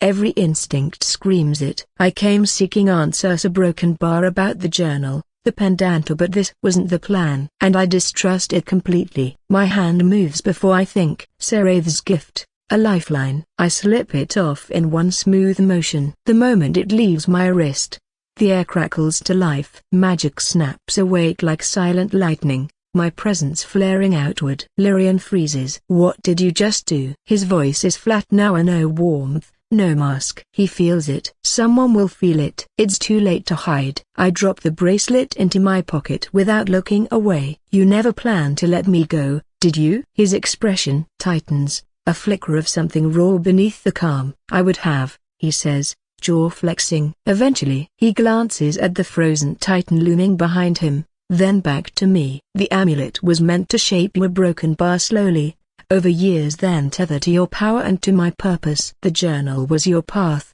a mirror for you to reach the truth on your own.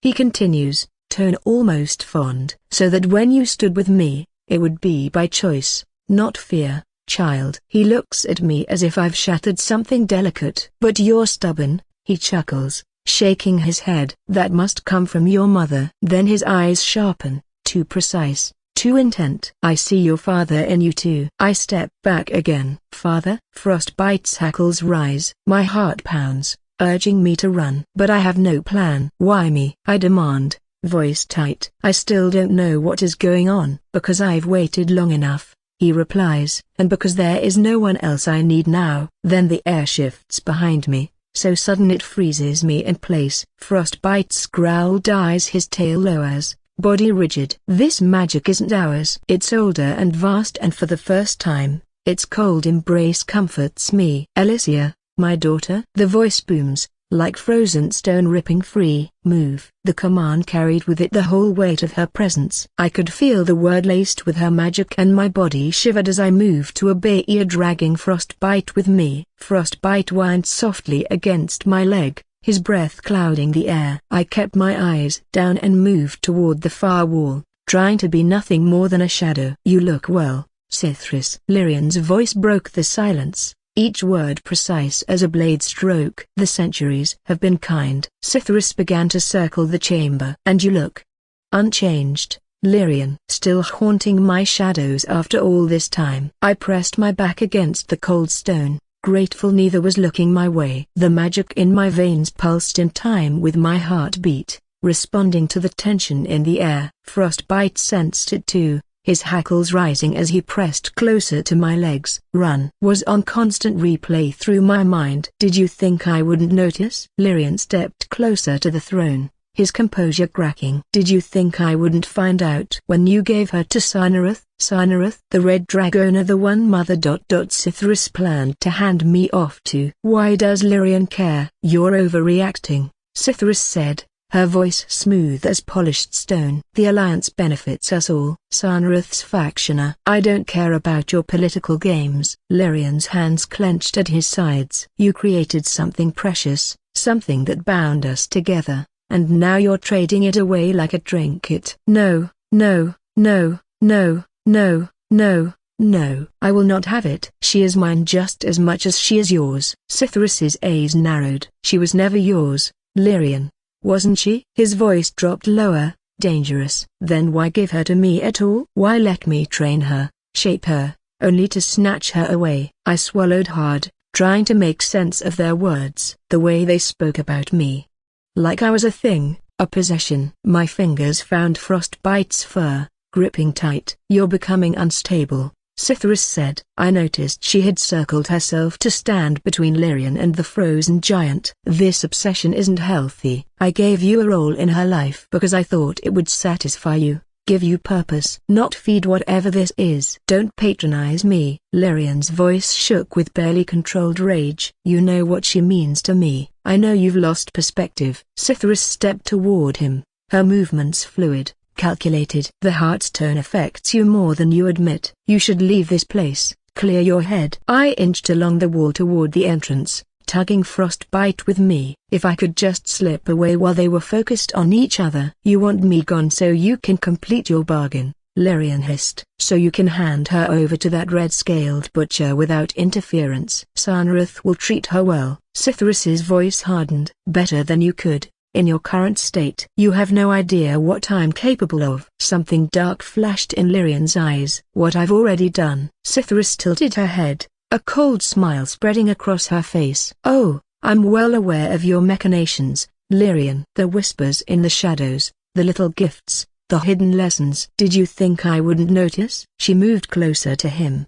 frost spreading from where her feet touched the ground. I had hoped her creation would satisfy your obsession. That you would find contentment in having some small claim to her. Things are escalating. Time to leave. Her voice dropped to a whisper. I see now that was foolish. The temperature in the room plummeted. Frostbite whimpered against my leg, his ears flat against his skull. Perhaps, Cithrus said, her eyes never leaving Lyrian, it's time to address the real problem. Magic gathered around her fingers, crystalline and deadly. The look on her face made my blood run cold. She was considering killing him. Right here, right now. Then her gaze shifted to me. Those frozen gold eyes locked onto mine, calculating, measuring, weighing my worth against the trouble of keeping Lyrian alive. I could see the question in her eyes. Was I worth it? I started stepping along the wall, Frostbite in tow. Something inside me responded before I could think. My magic surged through my veins like liquid fire,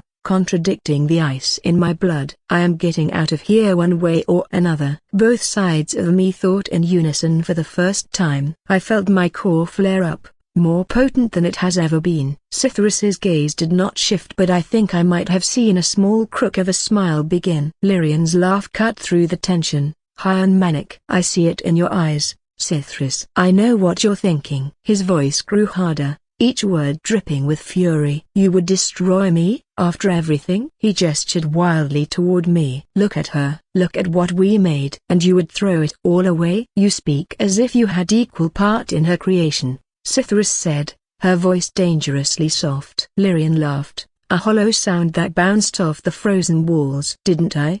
He countered, eyes wild. You provided the vessel, but I shaped her, molded her since she first hatched from that crystalline shell. His fingers played out, trembling with intensity. Every lesson, every whispered truth, every moment of kindness when you showed only cold, all to nurture what she could become. Darkness began pooling around him, shadows gathering like living things, clinging to his form. The glow of the rune slowly brightened. The transformation was subtle at first, a deepening of the shadows beneath his eyes, a sharpening of his features. What is he? Then his eyes shifted, gold irises darkening until they burned like a molten metal against the blackness engulfing his corner of the chamber. Cithrus. The way he spoke her name sent chills down my spine. His voice was eerily calm, yet underneath ran currents or something broken and wild. You know what I am, what we both are and what she is. This isn't right. Something's very wrong with him. The air between them crackled with power, ancient and dangerous. Frostbite pressed harder against my leg, a low growl building in his throat. A whisper brushed against my ear, so faint I almost missed it beneath the tension filling the room. Run. Now. I didn't have time to wonder where it came from. Mother's hands shot forward, frost spiraling up her arms as a massive wall of ice spikes erupted from the ground, jagged and deadly, racing toward both Lyrian and me. No. I need to move. Magic surged through me, raw and instinctive. I didn't think, I just reacted. Power poured from my hands, coalescing into a smaller barrier of ice crystals that slammed into my mother's attack. The collision sent shards exploding through the air, the force of it making my bones vibrate. At last, I snapped out of my paralysis and sprinted as quickly as I could, dragging Frostbite along. My shield couldn't fully block her attack, but it slowed the lethal spikes just enough. I crouched low, pulling Frostbite down with me as we made our way toward the chamber entrance. Behind me, I heard Lyrian's laughter rising above the crashing ice. She learns quickly, doesn't she? My blood runs true. I didn't look back as I bolted through the doorway, heart hammering against my ribs. The corridor stretched before me, dimly lit and echoing with the sounds of battle erupting in the chamber behind me.